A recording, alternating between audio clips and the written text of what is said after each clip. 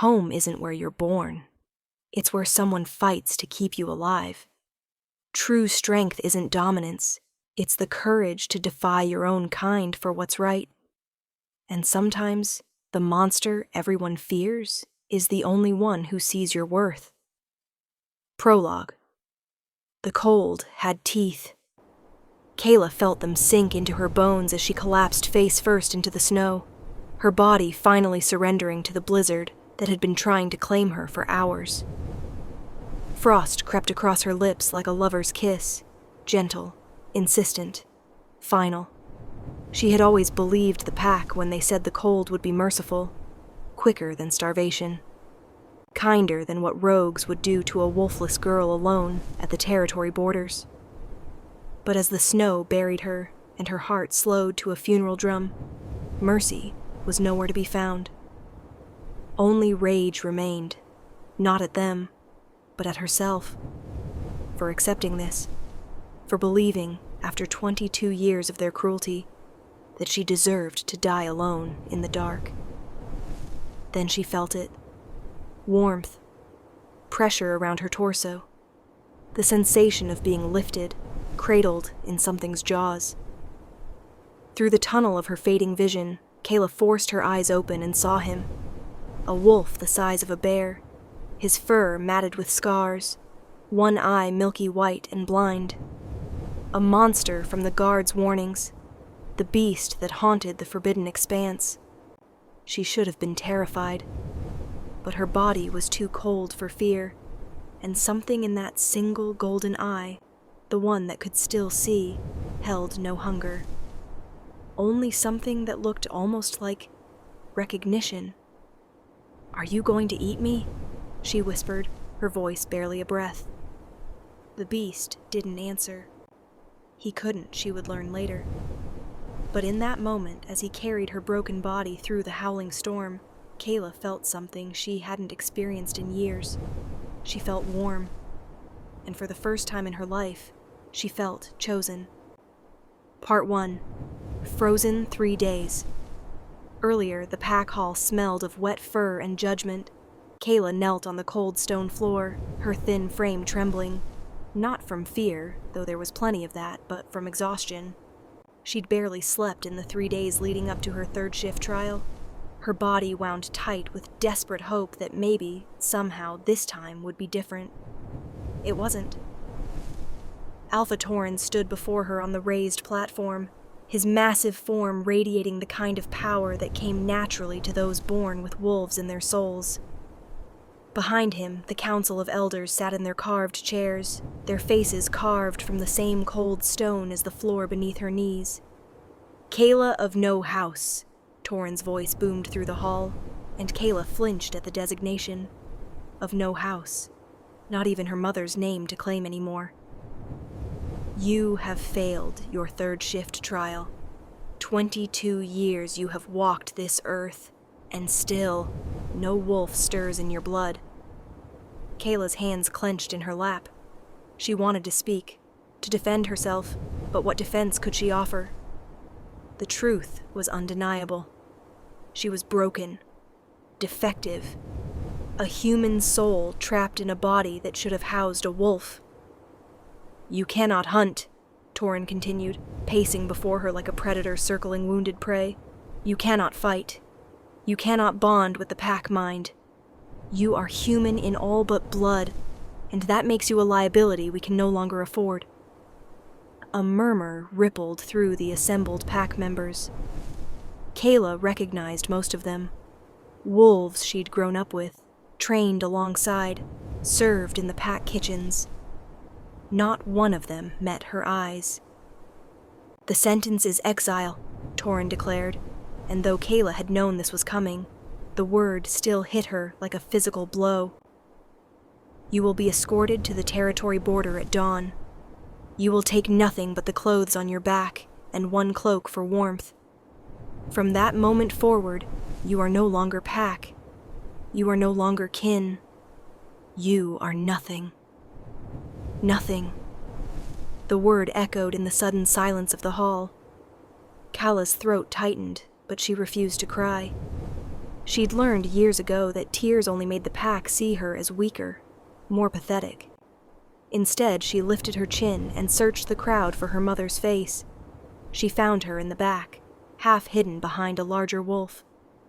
Their eyes met for one brief, devastating moment. Then her mother looked away. That's when Kayla knew, with absolute certainty, this wasn't exile. This was erasure. They weren't just casting her out, they were pretending she had never existed at all. "Take her to the holding cell," Torin ordered, dismissing her with a wave of his hand. "We leave at first light." 2 guards hauled Kayla to her feet.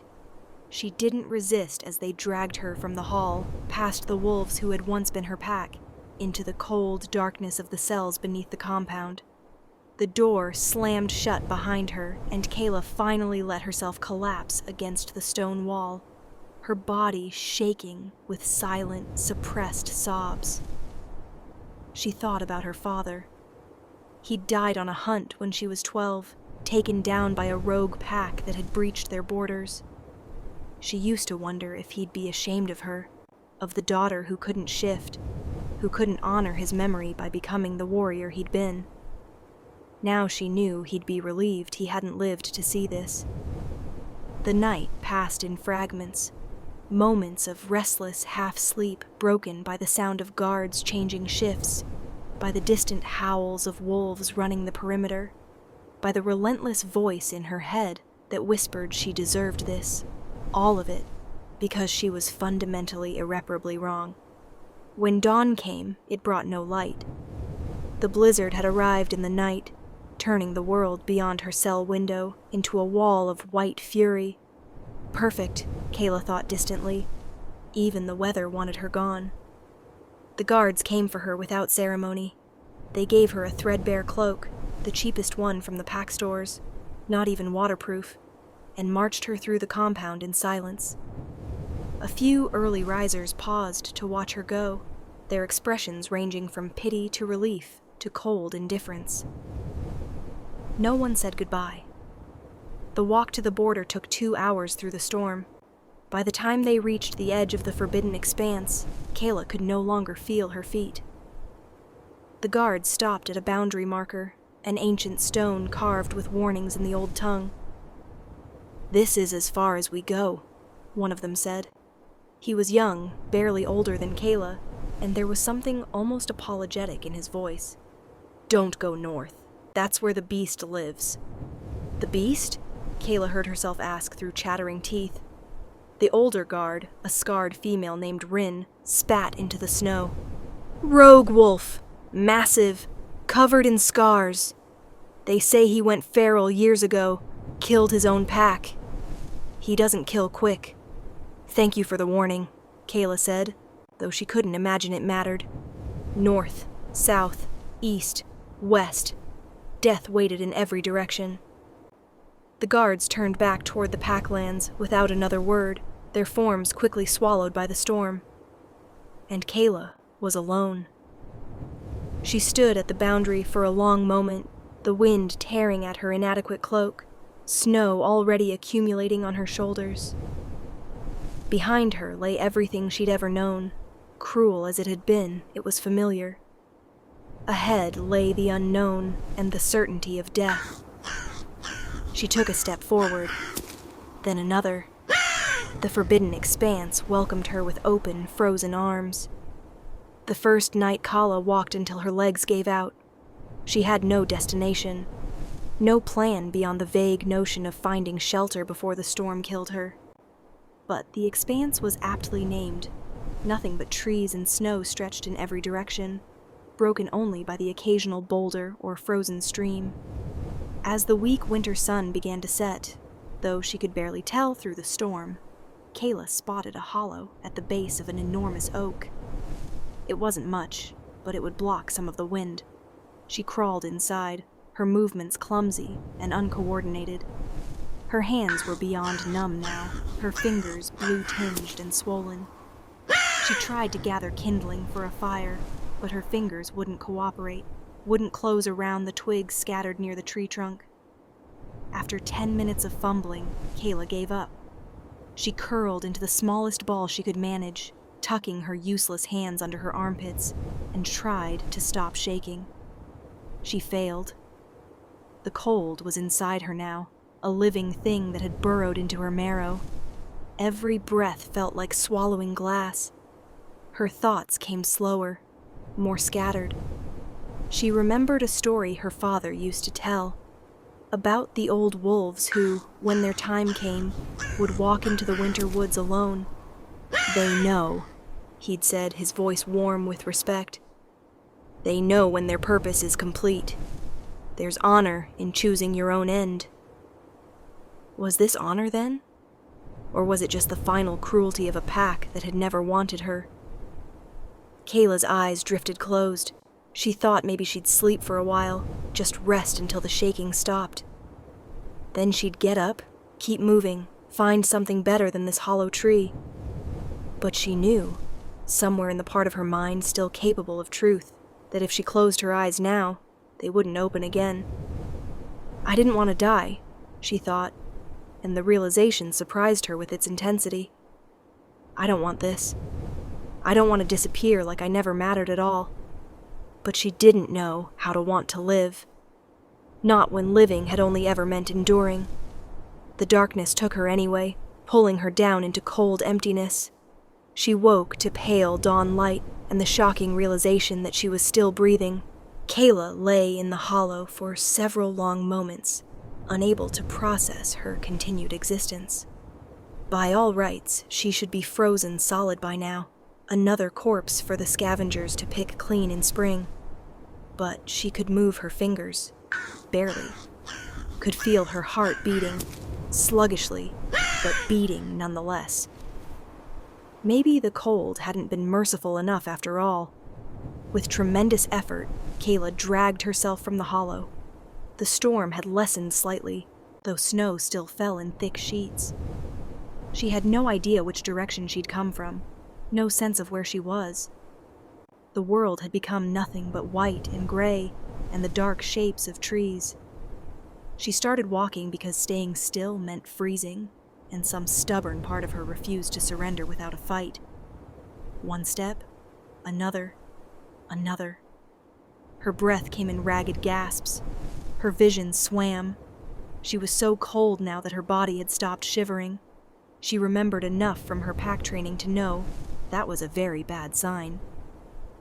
Kayla made it perhaps 100 yards before her legs betrayed her. One moment she was standing, the next she was falling forward into a snowdrift, her face buried in ice. She tried to push herself up. Failed. Tried again. Failed again. This is it, she thought with strange detachment. This is where it ends. She let herself sink into the snow, let the white close over her like a shroud, and waited for nothing. Instead, she felt warmth. The sensation was so unexpected, so impossible that Kayla thought she must be hallucinating. Hypothermia did that, she'd heard. Made you feel warm right before the end, made you think you were safe. But then came pressure. Something closed around her torso, firm but not crushing, and she was being lifted, pulled from the snow. Teeth, her sluggish mind registered. Something has me in its jaws. Survival instinct flickered to life. Kayla forced her eyes open, though her lashes were crusted with ice. A wolf looked back at her. No, not a wolf. A monster. The beast the guards had warned her about. He was massive, easily twice the size of any wolf she'd ever seen in the pack. His fur was dark gray, almost black, and covered in old scars, some barely visible, others thick and raised. His left eye was clouded white, blind, but his right eye, golden and bright, studied her with an intensity that should have terrified her. "Are you going to eat me?" The words left her lips before she could stop them, barely audible even to her own ears. The beast didn't respond. Couldn't, she would realize much later. His scarred throat held no voice. But that golden eye met hers, held her gaze for one long moment. Then he turned, and began walking, carrying her as gently as a pup through the storm. Kayla's mind couldn't process what was happening. Rogues didn't save exiled Packless. They killed them, or worse. And beasts, feral wolves who'd lost their humanity, definitely didn't carry dying girls through blizzards with the care of a mother wolf moving her young. But her body didn't care about logic. It only knew that for the first time in days, she wasn't cold. The beast's body heat radiated through his jaws where they held her, seeping into her frozen flesh like sunlight after endless winter. Kayla's eyes drifted closed. She had no energy left to be afraid, no capacity to wonder where he was taking her or why. She just let herself be carried, and in that surrender, she felt something break open inside her. Some wall she'd built around the desperate, howling need to be protected, to matter to someone, to be worth saving. The last coherent thought she had before unconsciousness claimed her was that it shouldn't feel this right, being carried in a monster's jaws. But it did. Gods help her. It did. The cave warmth woke her. Real warmth, the kind that came from crackling fire and thick furs, not the false heat of hypothermia's last gift. Kala's eyes fluttered open. For a disorienting moment, she had no idea where she was. Then memory returned in fragments. The exile, the storm, the beast being carried. She sat up slowly, her body protesting every movement. She was lying on a bed of furs, wolf pelts she realized soft and thick, in a cave lit by a fire. The cave was larger than she'd expected, the ceiling high enough that even the beast could stand upright in his wolf form. The walls were natural stone, but there were signs of habitation. Dried herbs hanging in bunches, a stack of firewood, even a rough shelf carved into the rock holding what looked like a collection of bones and stones. Her threadbare cloak was gone. In its place, someone had draped a massive wolf pelt over her shoulders, the fur thick enough to trap heat against her body. Someone. Kayla's eyes found him across the fire. The beast sat on his haunches, watching her with that one golden eye. In the firelight, she could see him more clearly than she had in the storm. He was even more scarred than she'd realized, claw marks raked across his muzzle, bite wounds on his shoulders, and most striking of all, a thick, twisted scar across his throat that looked old and deeply healed. They stared at each other across the flames for a long moment. "You saved me," Kayla finally said, her voice hoarse from cold and disuse. The beast's ear flicked. An acknowledgement, she thought. Why? No response. The beast simply continued watching her, his expression, if wolves could have expressions, unreadable. Kayla pulled the pelt tighter around her shoulders. Now that the immediate threat of death had passed, 1,000 questions crowded her mind. But the most pressing one, the one that made her chest tight with confused emotion, was the simplest. What are you? The beast stood, and Kala tensed instinctively. But he didn't approach. Instead, he moved to the cave entrance, paused to glance back at her, then disappeared into what she could now see was a lessening storm. Kayla was alone. She should be afraid, she knew. Trapped in a cave with a rogue wolf, no pack to protect her, no strength to defend herself.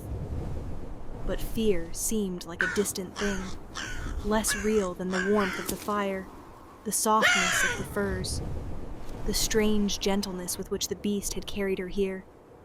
He'd given her his den, his fire, his pelts. Why would a monster do that?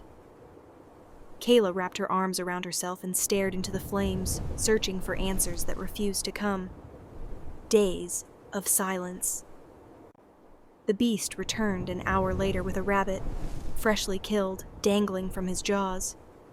He dropped it at the edge of the furs where Kayla sat, then retreated to his place across the fire. Kayla stared at the rabbit, then at the beast. then back at the rabbit. "For me?" The beast's tail thumped once against the stone floor. "Yes," she translated. I don't have any way to cook it." The beast stood, picked up the rabbit in his jaws again, and moved to the fire. With surprising dexterity for a creature with paws, he positioned the carcass on a flat stone near the flames, angling it so the heat would reach the meat. Then he returned to his spot and waited. Kayla's throat tightened. When was the last time someone had done something for her without expecting payment or service in return? She couldn't remember. "Thank you," she whispered. The beast's good eye blinked slowly. If Kayla didn't know better, she might have thought it looked pleased. They sat in silence while the rabbit cooked, the only sounds the crackle of fire and the distant howl of wind. Kayla found herself stealing glances at her unlikely savior, trying to reconcile what she'd been told about the beast with what she was witnessing. The guards had called him feral, murderous, a wolf who'd lost his humanity and now killed indiscriminately. But the creature across from her moved with clear intelligence. He'd started a fire, arranged bedding, hunted, and prepared food. Those weren't the actions of a mindless predator. When the meat was cooked enough to eat, Kayla tore into it with shaking hands. She hadn't realized how hungry she was until the first bite hit her tongue. She ate mechanically, efficiently, like the pack had taught her. Don't savor, just fuel your body. She was halfway through when she noticed the beast hadn't moved. "Aren't you going to eat?" she asked. The beast remained still, watching her with that patient golden eye. Understanding dawned slowly. "You won't eat until I do." No response, but the truth was in his stillness. Something cracked in Kayla's chest, something that had been frozen far longer than her body. She set down the rabbit, her vision blurring with unexpected tears. "You don't have to do that," she said roughly.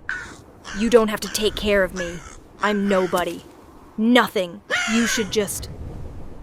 The beast moved then, a sudden fluid motion that brought him around the fire to her side. Kayla flinched, but he didn't touch her. Instead, he picked up the rabbit she'd set aside and placed it deliberately back in her lap. Then he stared at her until she picked it up and took another bite. Only then did he return to his place and settle down to wait. Kayla finished the rabbit through tears she couldn't explain, while the beast, who was supposed to be a monster, watched over her with more care than her own pack had shown in 22 years. The days that followed developed a rhythm. The beast, she couldn't keep thinking of him as that. It felt wrong, but she didn't know his name, and he couldn't speak to tell her, would disappear each dawn to hunt. He'd return with food, rabbits, fish from a frozen river. She could hear gurgling somewhere beyond the cave, once even a deer that must have taken tremendous effort to bring down alone. He always waited for her to eat first. Kayla tried to leave on the third day. The storm had finally broken, and despite the care she was receiving, guilt gnawed at her. She was a burden, always had been. She wouldn't inflict that on someone else, even a rogue wolf. She made it approximately 50 yards from the cave before her legs gave out. She'd been too weak, too damaged by the cold, and her body simply quit. She sat in the snow, shaking with exhaustion and frustration, waiting for the strength to try again. Instead, she felt familiar jaws close gently around her torso. The beast carried her back without a sound, without any hint of reproach or anger. He simply returned her to the furs, added more wood to the fire, and went back out to hunt. Kayla stared at the cave entrance long after he'd gone, something hot and painful lodging in her throat. "I don't understand you," she whispered to the empty cave. That night, as the beast slept curled on his side of the fire, Kayla found herself talking to him. She hadn't planned to. The words just spilled out, filling the silence of the cave with stories and confessions she'd never shared with anyone.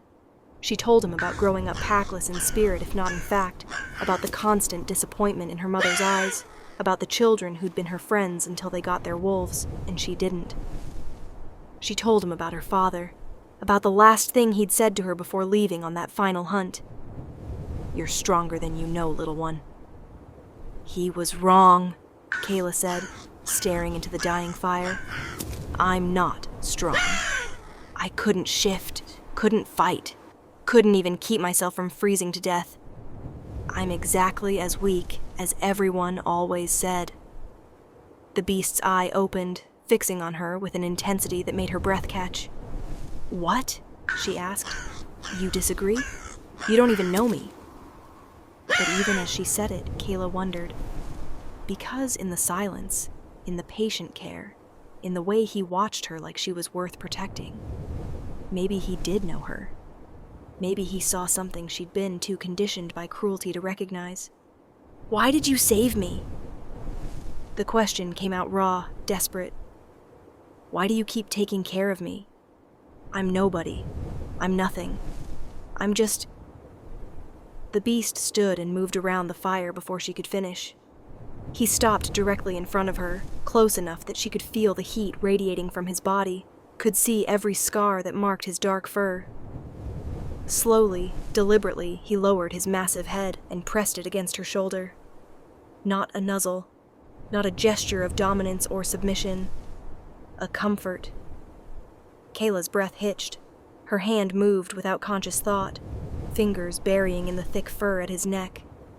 He was warm and solid and real, and the gentle pressure of his head against her was the closest thing to a hug she'd had in years. "Thank you," she whispered. "For everything." The beast made a sound. Not quite a whine, not quite a rumble, but something softer. Pained almost, like he was trying to speak and couldn't. That's when Kayla noticed the scar on his throat again, noticed how thick it was, how it seemed to wrap around his neck. "Did someone do that to you?" she asked quietly. "Hurt you, so you couldn't..." The beast pulled back, his good eye meeting hers. He didn't nod, didn't confirm, but she saw the answer in that golden gaze anyway. "I'm sorry," she said, meaning it with every fiber of her being. "I'm so sorry." He settled back down across the fire, but something had shifted between them. Some invisible wall had come down, and in its place was the fragile beginning of understanding. Kayla lay down on the furs, the beast's pelt wrapped around her shoulders, and for the first time since her exile, she fell asleep feeling something other than despair. She felt seen. The shift Kayla woke on the 7th day to the sound of something breaking. Not wood splintering or rocks falling, something organic, wet, wrong. She sat up, her heart immediately racing, and found the source of the sound immediately.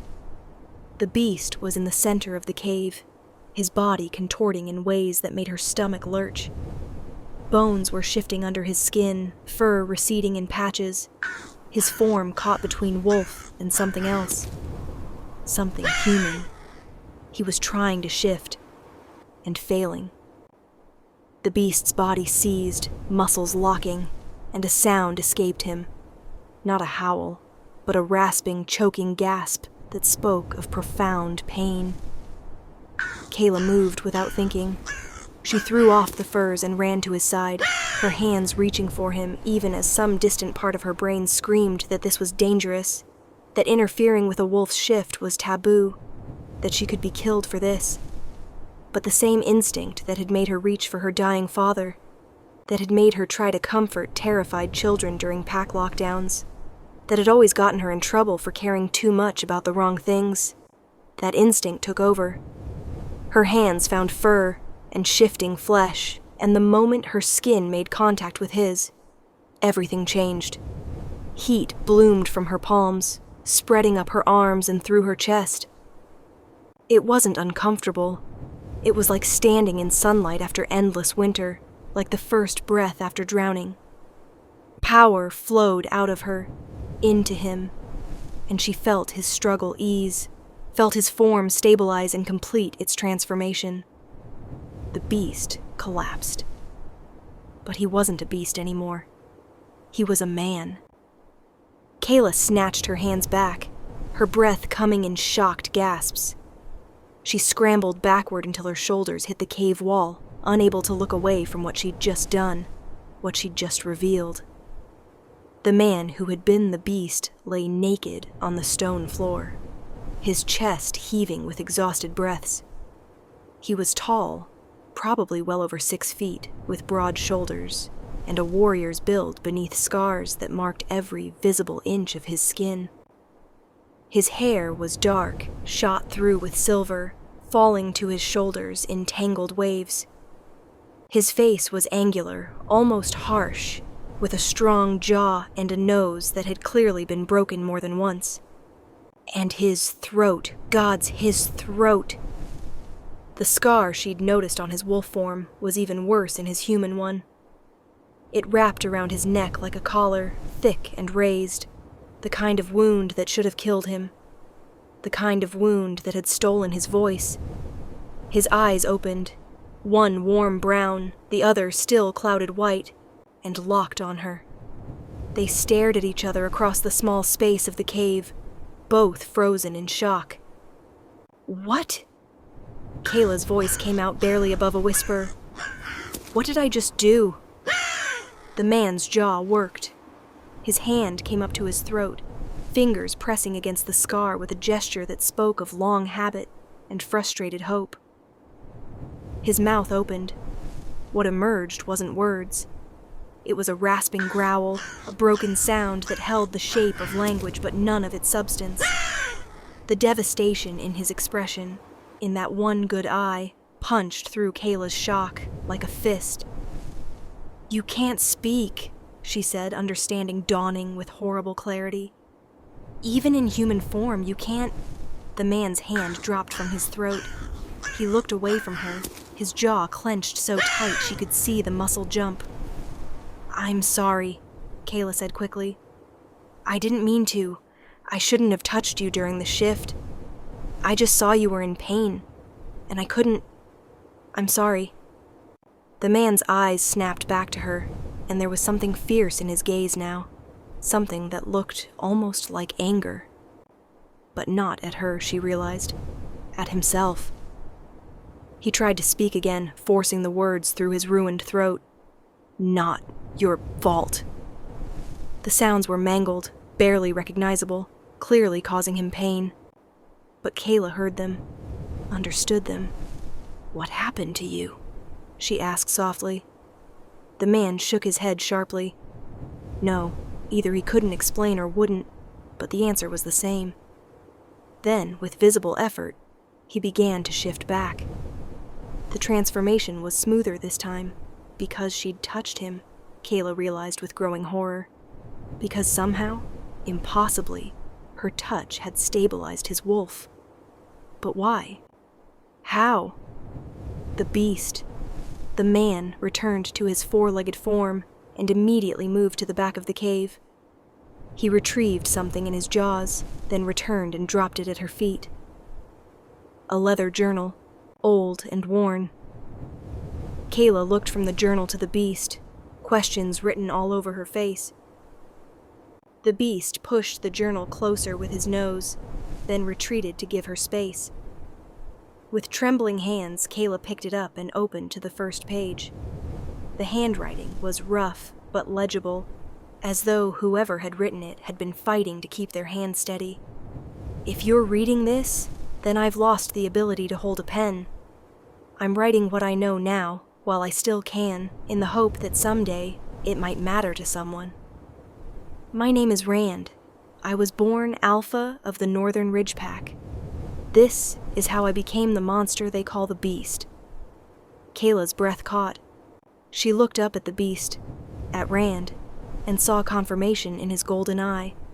Then she began to read. The journal told a story of honor and atrocity. Rand had been a respected alpha, strong and fair, beloved by his pack. But 10 years ago, a resource shortage had hit the Northern Territories. Game grew scarce. Winter was harsh, and the Alpha Council, a group of the most powerful pack leaders, had made a decision. They would cull the weak, omegas who couldn't fight, humans born into wolf bloodlines who couldn't shift, the elderly, the sick. They called it practical, necessary, survival of the strong.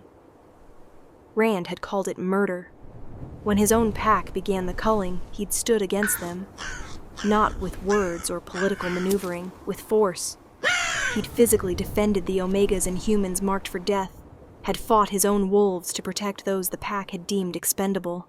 The journal's account was clinical, factual, but Kayla could read between the lines, could imagine the scene.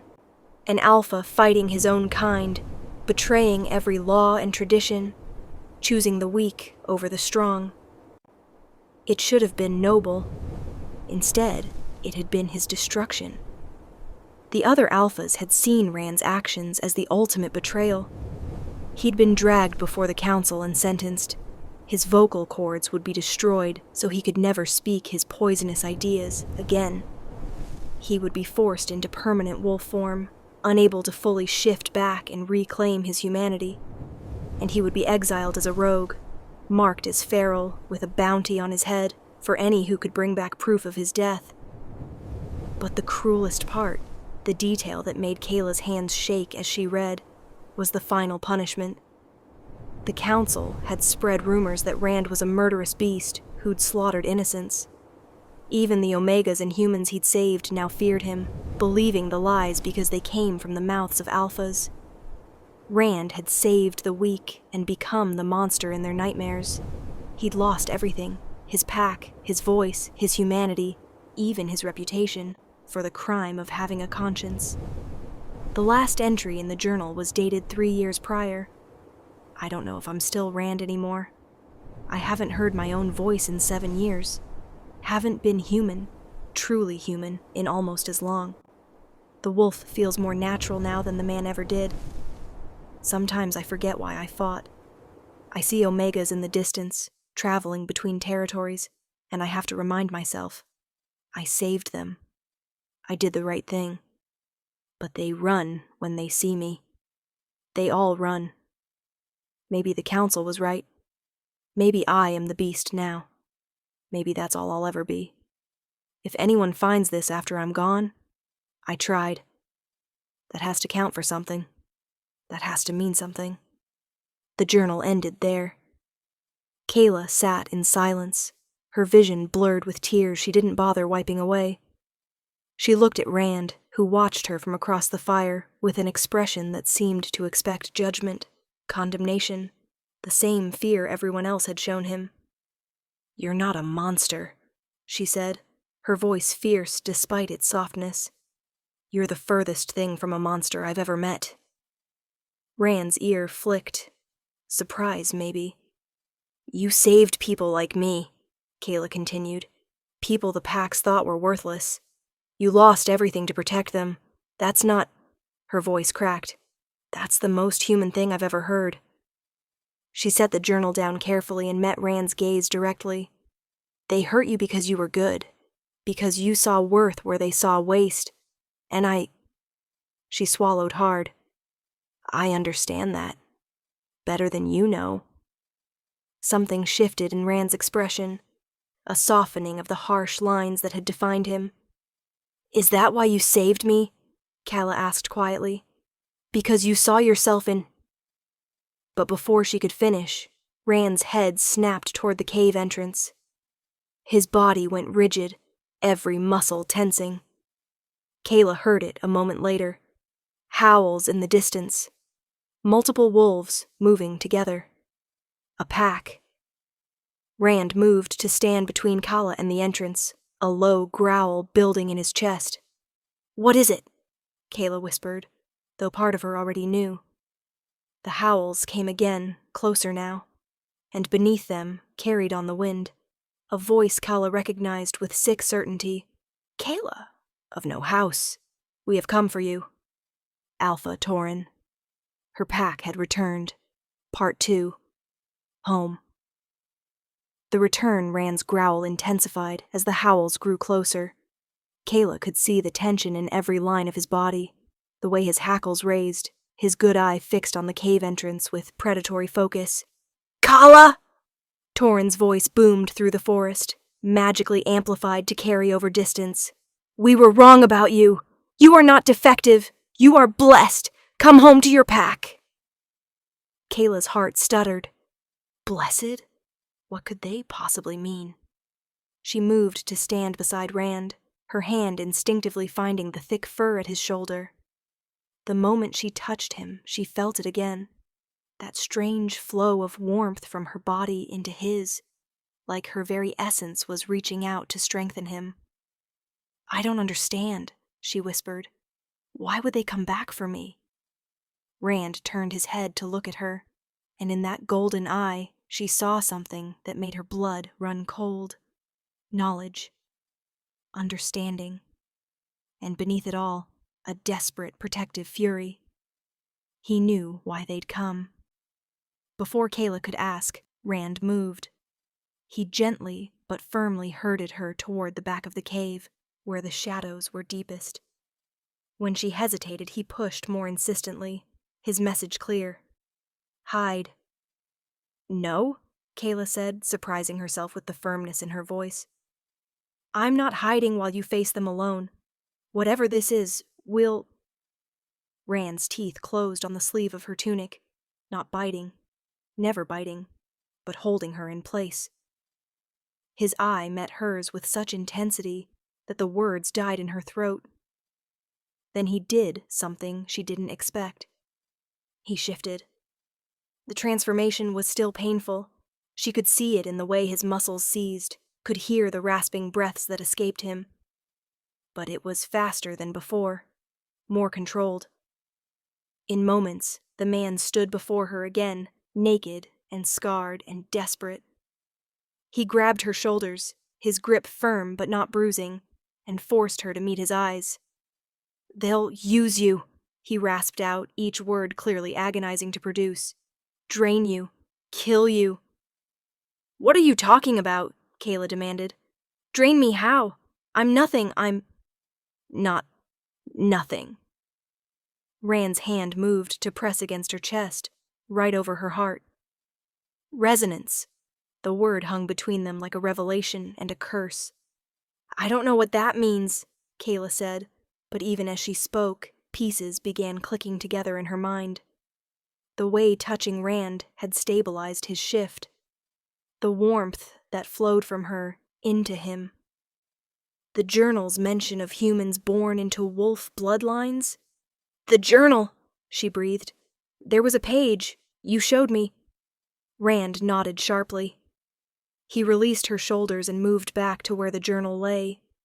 With fumbling, human clumsy hands, he flipped through pages until he found what he was looking for. Kayla leaned over his shoulder and read, "Resonances. The forgotten gift." In ancient times, before the packs grew numerous and territorial, humans born of wolf blood were revered as resonances. They could not shift themselves, but their presence amplified and stabilized the wolves around them. They were proof that the bond between human and wolf was sacred, that neither was complete without the other. A resonance mated to a wolf created a bond of unparalleled strength. The wolf gained stability, power, and the ability to maintain humanity even in their wildest hunts. The resonance gained protection, belonging, and purpose.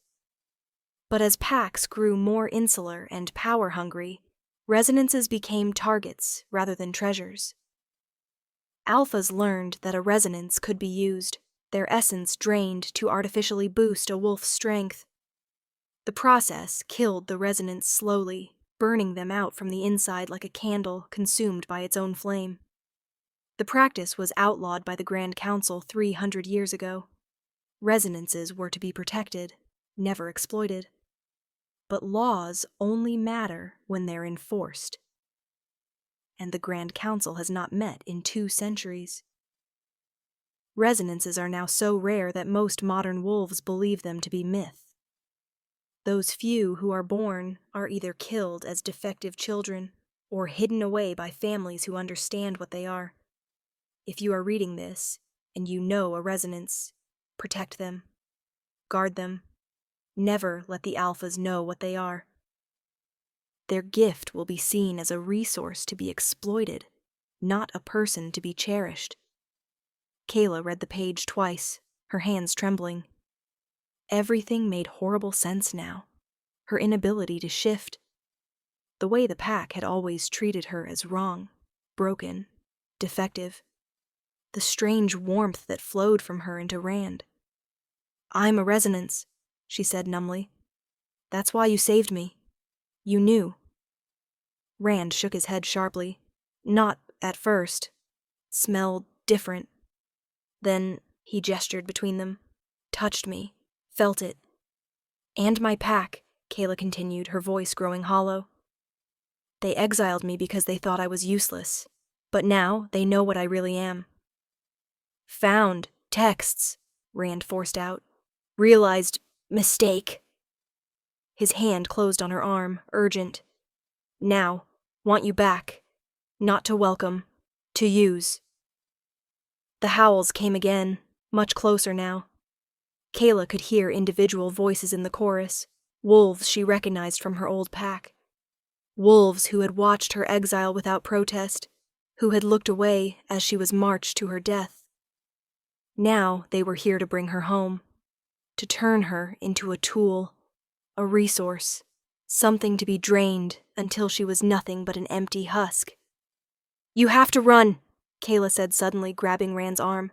"They'll kill you. You're a marked rogue, and they know." The word was rasping but absolute. "Rand, please." "No."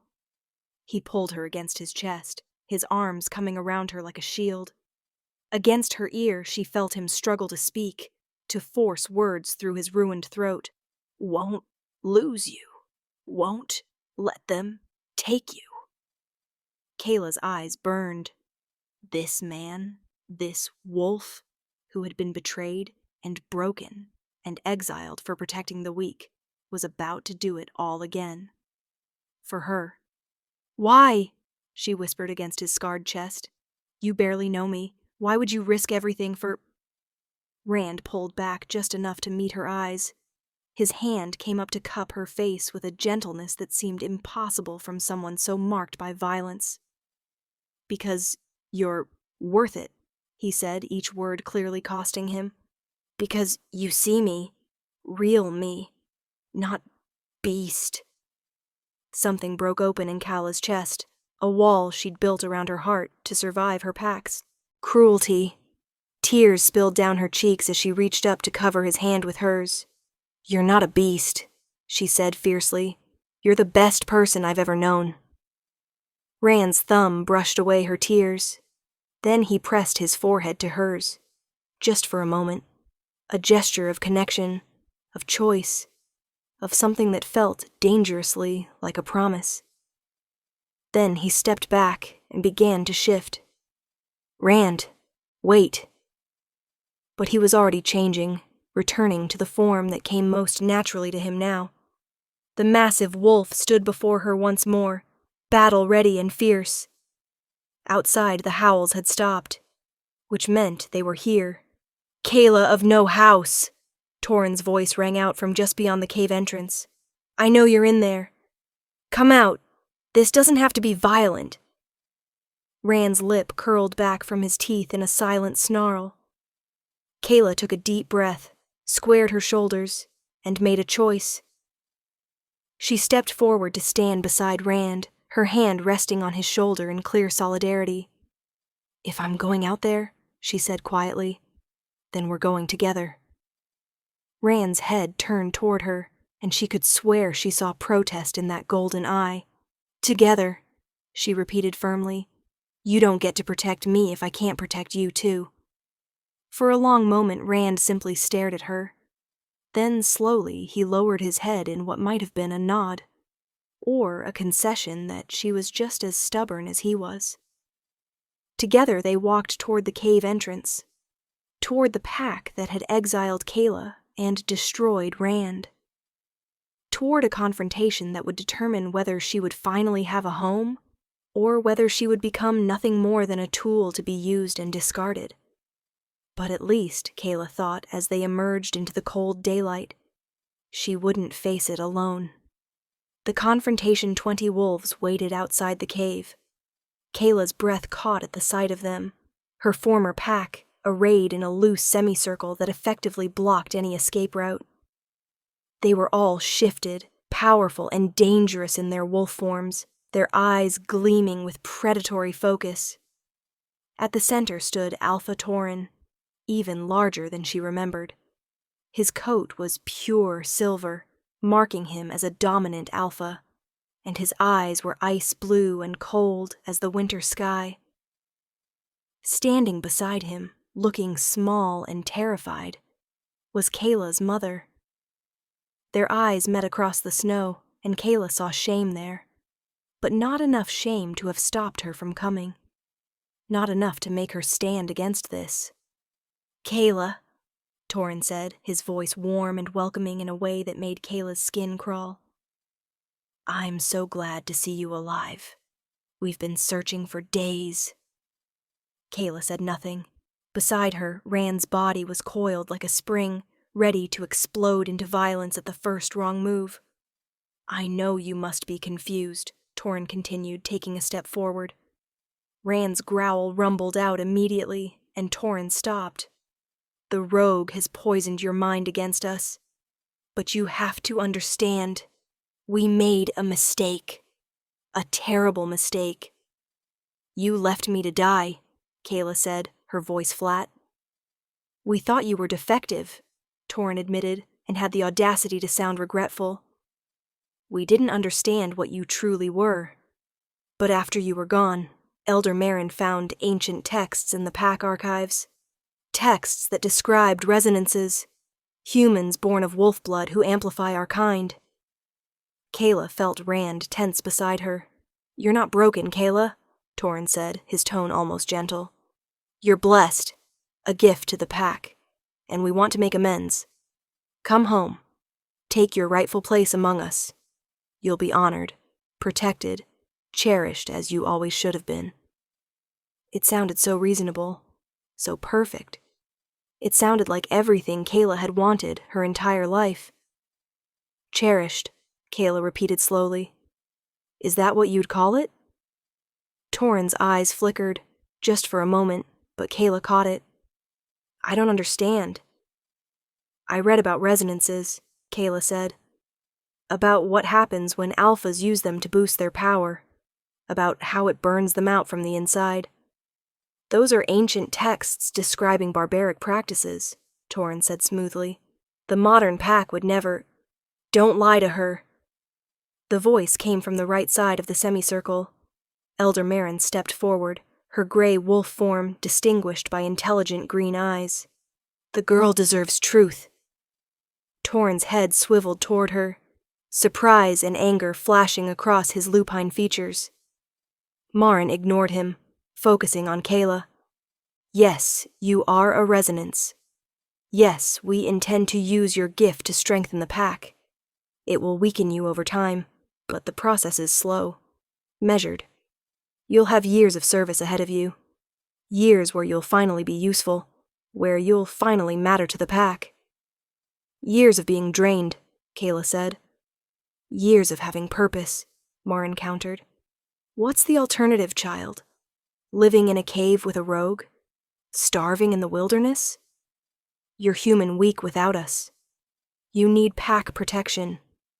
This is the price of belonging." And there it was. The truth beneath the pretty words. They would take her home, give her a room and food and safety, and slowly kill her by using her as a battery for their alpha's power. "I'd rather die free than live as your resource," Kayla said. Tauren's welcoming demeanor cracked. "That's the rogue talking. He's using you, Kayla. Can't you see that? He saved you so he could drain your power for himself. He's regaining his strength through you. How do you think he's been able to shift? He's a parasite, and you're his host." Kayla felt Rand's entire body go rigid beside her. "Is that true?" she found herself asking, turning to look at Rand. "Have you been using me?" Rand's eye met hers, and she saw anguish there. Pain, but no denial. Because he couldn't deny it, she realized. Not completely. Yes, her presence had stabilized his shifts, had helped him reclaim pieces of his humanity. In a technical sense, he had been drawing on her power. But the difference, the vital difference, was that Rand had never forced it, had never demanded it, had tried to protect her, even when it meant giving up the one thing that might heal him. He can't even defend himself, Torrin pressed, taking advantage of Rand's silence. He can't speak, can't tell you his true intentions. But look at him, Kayla. Look at the beast. He's a killer, a rogue, an exile who would do anything to regain his former power. Then why didn't he drain me while I was unconscious? Kayla shot back. Why didn't he use me when I was too weak to resist? Why give me a choice to leave? Because he needed you to trust him first, Torrin said. To bond with him. A willing resonance gives more power than a captive one. He's been grooming you, manipulating you. Enough! The word exploded from Kayla with a force that surprised even her. Power rippled out from her body. She felt it, saw it, watched as every wolf in the semicircle took an involuntary step back. I've spent 22 years listening to this pack tell me what I am, what I'm worth, what I deserve, Kayla said, her voice shaking, not with fear, but with rage. You told me I was broken, defective, a burden. You looked me in the eye and said I was better off dead than remaining pack. Her mother whined softly, but Kayla ignored her. And now that you've decided I'm useful, you want me back? You think pretty words and false promises will make me forget that you exiled me to die? That you chose cruelty over compassion, power over conscience? Kayla, Torrin began, I'm not finished. The power built inside her, responding to her emotion, and she let it fill her until she felt like she might burst. Rand saved my life when he had no reason to. He gave me shelter, food, warmth, everything I needed with no expectation of payment. And yes, my presence helped him, but he never demanded it, never forced it, never made me feel like my only value was what I could provide. She turned to face Rand fully, placing her hand on his scarred head. He saw me when I was nothing and treated me like I was everything. That's not manipulation. That's not using someone. That's called basic decency. And if this pack doesn't understand the difference, then I want no part of it. Torrin's eyes went cold. Then you've chosen poorly, and you'll die for it. We'll see, Kayla said. You're making this more difficult than it needs to be, Torrin said, and his voice had lost all pretense of warmth. We came to retrieve you peacefully, but we're prepared to take you by force if necessary. The beast can't fight all of us. He'll die, and you'll come home in chains if you must. Rand's growl intensified, a clear challenge. Last chance, Torrin said. Come willingly, or we attack. Kayla's hand tightened in Rand's fur. She could feel his heart racing, could sense his readiness for battle. He would fight for her, would die for her if it came to that. Just like he'd nearly died protecting Omegas and humans 10 years ago. The pattern was clear. Rand would keep sacrificing himself for those he deemed worth protecting, and Kayla would be just another name on the list of people he'd lost everything to save. Unless she changed the narrative. Okay, Kayla said suddenly. I'll go with you. Rand's head whipped toward her, betrayal and disbelief written in every line of his body. But, Kayla continued, her voice steady despite the fear clawing at her throat, you have to let him go. Unharmed. You let Rand walk away, and I'll come peacefully. I'll serve the pack as a resonance. I'll give you everything you want. Kayla, no. The words were barely recognizable, rasping from Rand's throat, but the desperation in them was clear. "This is the deal," Kayla said to Torin, ignoring Rand's protest. "Take it or leave it." Torin studied her for a long moment, then smiled. It was not a kind expression. "Done," he said. "Stand aside, beast. The girl has made her choice." Rand didn't move. His body trembled with the effort of holding himself back, of not launching himself at the 20 wolves that threatened the one person who'd seen him as something other than a monster. Kala leaned down, pressing her forehead to his. "It's okay," she whispered, low enough that only he could hear. "You saved me.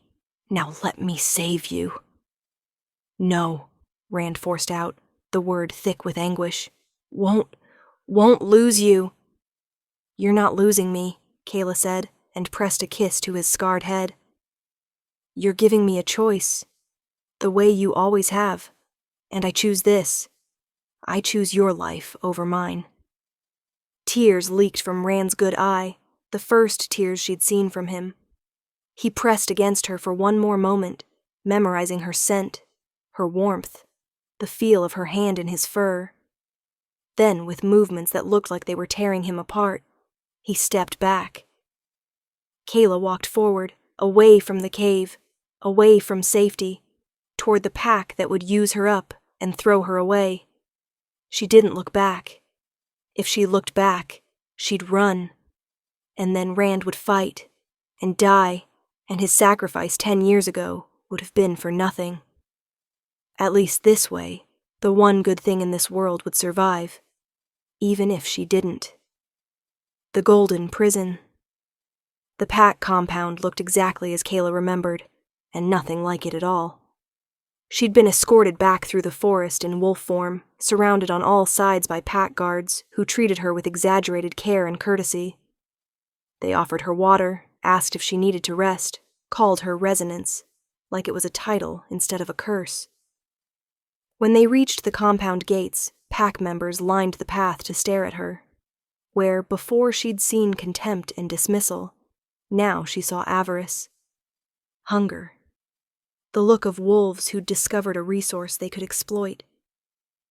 They led her not to the cells, as she'd expected, but to a guest suite in the Alpha's personal residence.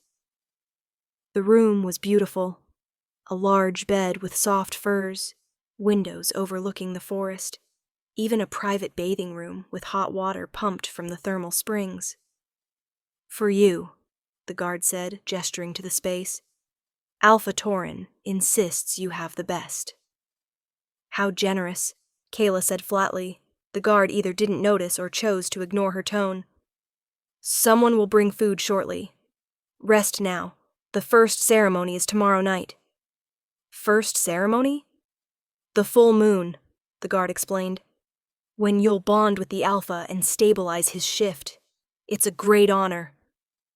The guard left, and Kayla heard the distinct sound of a lock clicking into place. She was a prisoner in a gilded cage. Kayla moved to the window and pressed her forehead against the cold glass. Somewhere out there, Rand was alone in his cave, probably tearing himself apart with guilt and helplessness. She hoped he understood why she'd done it. Hoped he didn't blame himself. Hoped he would survive. A knock came at the door, and it opened to admit Elder Marin carrying a tray of food. The old woman set it on the table and fixed Kala with a measured look. "You think you're being noble," Marin said without preamble. "Sacrificing yourself for the rogue." "His name is Rand," Kayla said. "And I don't think I'm being noble. I'm just choosing who deserves my sacrifice."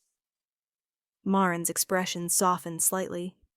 "The beast, Rand, was Alpha Rand of Northern Ridge?" Kayla nodded. "I thought the name was familiar. We heard stories, years ago, about an Alpha who'd gone mad and turned on his pack. Killed women and children." "He protected women and children," Kayla corrected fiercely. "Protected them from Alphas who wanted to cull anyone deemed weak. He lost everything because he had a conscience." And now you'll lose everything because you have one too, Marin observed. You understand what tomorrow will cost you? You'll drain me to strengthen Torin, Kayla said. I'll get weaker, colder. Eventually I'll die. Over time, yes. Years, probably. But each ceremony will take a little more. Marin sat in the chair across from Kayla. I won't lie to you, child. This is not a life I would choose for anyone. But the pack needs strength. Winter is harsh. Rogues are increasing in the territories, and a powerful alpha means survival for many. So I'm acceptable collateral damage, Kayla said bitterly. You're a necessary sacrifice. There's a difference. Not from where I'm sitting. Marin studied her for a long moment. The rogue, Rand, he treated you well? Kayla's throat tightened. Better than anyone ever has. Did he tell you what he is? What happened to him? He showed me his journal. I know he was punished for protecting Omegas. I know the Council destroyed his voice and exiled him. I know everything they said about him being a murderous beast is a lie. Marin's eyes widened slightly. You read his account yourself? Yes. Why? Because, Marin said slowly, if what you say is true, then the Alpha Council has been perpetuating a significant injustice. Rand of Northern Ridge was marked as feral and dangerous. Every pack in the territories has been instructed to kill him on sight. He's not dangerous, Kayla said. Not to anyone who doesn't deserve it. Perhaps, Marin stood, gathering the empty tray. Perhaps not. Either way, it changes nothing. You're pack property now, Kayla. The sooner you accept that, the easier this will be. She left, locking the door behind her. Kayla stared at the untouched food, her appetite gone. She lay down on the too-soft bed and stared at the ceiling, wondering how many nights she had left before the ceremonies began to break her down. Wondering if Rand was staring at the same moon, thinking of her. Wondering if she'd made the right choice, or if she'd just traded one form of death for another. The first draining. The full moon rose like a judge's eye over the pack compound.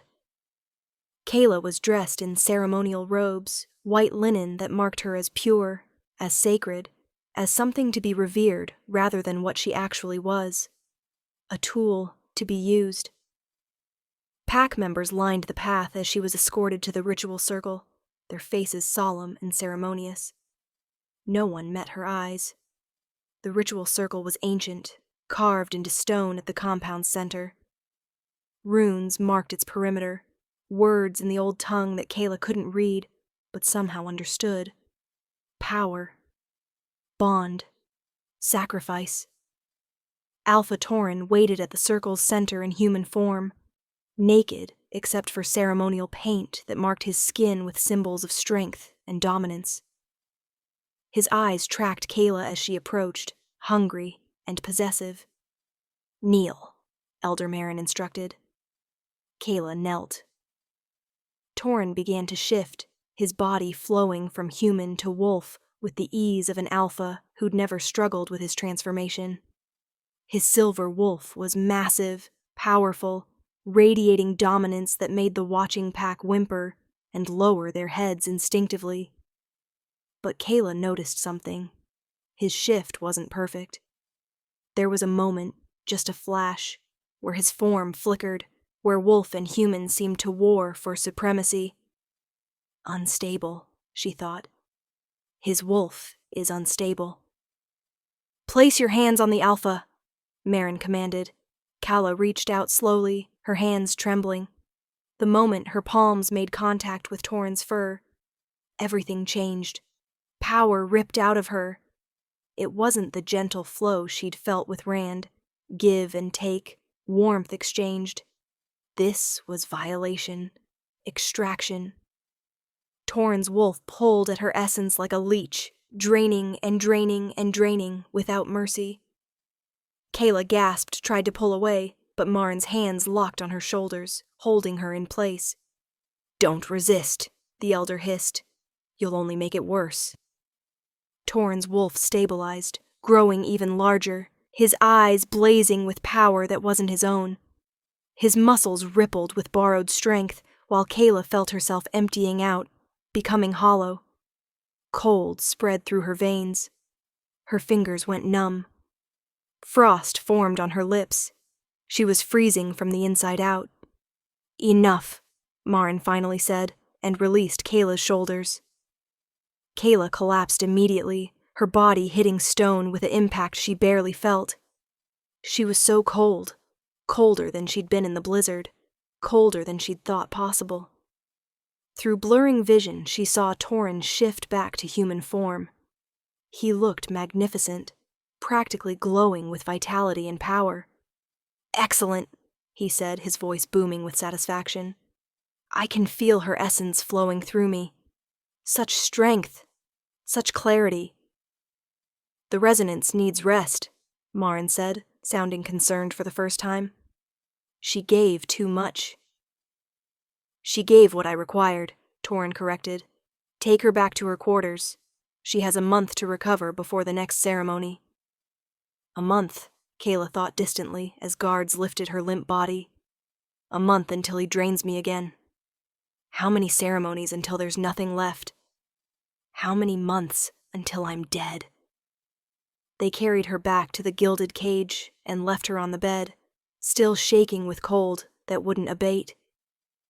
Someone brought heated stones, piled furs on top of her, tried to warm her from the outside, but the cold was inside now, in her bones, her blood, her soul. She'd felt this cold once before, in the snow, dying, before Rand had carried her home. Home. The cave had been home. The beast, Rand, had been home. And she'd left it all to save him, to ensure he survived. But as Kayla lay shivering in her beautiful prison, she wondered if survival was enough, if living was worth it when everything that had made her feel alive was gone. The truth revealed days bled together in Kayla's gilded cage. She was weak, so weak. It took 3 days before she could stand without support, 5 before she could eat solid food. A week before the worst of the bone-deep cold receded enough for her to function. But function was all she could do. The spark that had kept her fighting, that had made her argue with Alpha Torrhen, that had driven her to read Rand's journal and demand truth. That spark had dimmed to barely an ember. She spent most of her time at the window, staring out at the forest, wondering if Rand was out there somewhere. Wondering if he was safe. If he'd moved on, found somewhere new to make his den. If he thought about her the way she thought about him. On the 8th day, her mother visited. Kayla heard the lock turn and didn't bother looking away from the window. She'd had a steady stream of visitors, pack members bringing food, clothing, meaningless well-wishes that did nothing to change her circumstances. Her mother's presence shouldn't feel different. But it did. "Kayla," her mother said softly. "Mother." The formal address made the older woman flinch. I wanted to see how you were recovering." "Wonderfully," Kayla said, her voice flat. "As you can see, I'm being well cared for. Fed, housed, kept warm. Everything you said I needed pack for." "Kayla, please." "Please what?" Kala turned to face her mother for the first time in weeks. The woman looked older than Kayla remembered, her face lined with stress and something that might have been guilt. "Please pretend this is normal? Please accept that my own pack is slowly killing me? Please forgive you for standing by while they exiled me to die?" Her mother's eyes filled with tears. "I thought it was mercy. I truly did. You were suffering, being packless in all but blood. I thought a quick death in the snow would be kinder than a lifetime of being worthless. And now? Now I see I was wrong. About all of it." Her mother moved closer, her hands twisting together. "When Marin found those texts, when we realized what you were, I was happy at first. I thought finally Finally, you had value. Finally, the pack would see you as I'd always wanted them to. As a battery to drain? As important, her mother corrected. As essential. As worth protecting. They're not protecting me, Kayla said quietly. They're using me. There's a difference. I know. Her mother's voice broke. I know, and I'm so sorry, Kayla. I failed you. As a mother, as pack, as everything. I should have fought for you. Should have hidden what you were, taken you away from the territories entirely, rather than let them do this. Why didn't you? Because I'm a coward, her mother admitted. Because I've spent my whole life following pack law, bowing to alpha authority, believing that obedience meant safety. I was wrong. Kayla wanted to feel something. Anger, vindication, even satisfaction at her mother's admission. But she was too tired. Too empty. Can you help me escape? She asked bluntly. Her mother's face crumpled. I can't. The guards, Torin would kill us both. He's obsessed with your power now. He's talking about monthly ceremonies instead of quarterly ones. He wants... She choked on the words. He wants to drain you faster, while you're still strong. Ice flooded Kayla's veins, and not from residual cold. How long? Before you're too weak to survive? Her mother's tears spilled over. Marin estimates 6 months. Maybe 8 if you're strong. 6 months. Half a year, and Kayla would be dead. Then you didn't come to apologize, Kayla said, her voice hollow. You came to ease your guilt before I'm gone. I came because you're my daughter, and I love you, and I'm sorry. Her mother reached for Kayla's hand, but Kayla pulled away. If you loved me, you would have chosen me. You had 22 years. You had a dozen chances to stand up for me, to protect me, to show me I mattered more than pack law and alpha approval. You never did. Kayla. Rand chose me in one night, Kayla continued, her voice cracking despite her attempts to stay steady.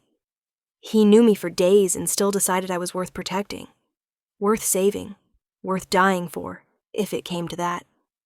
He couldn't speak, couldn't explain, couldn't defend himself, and still he chose me.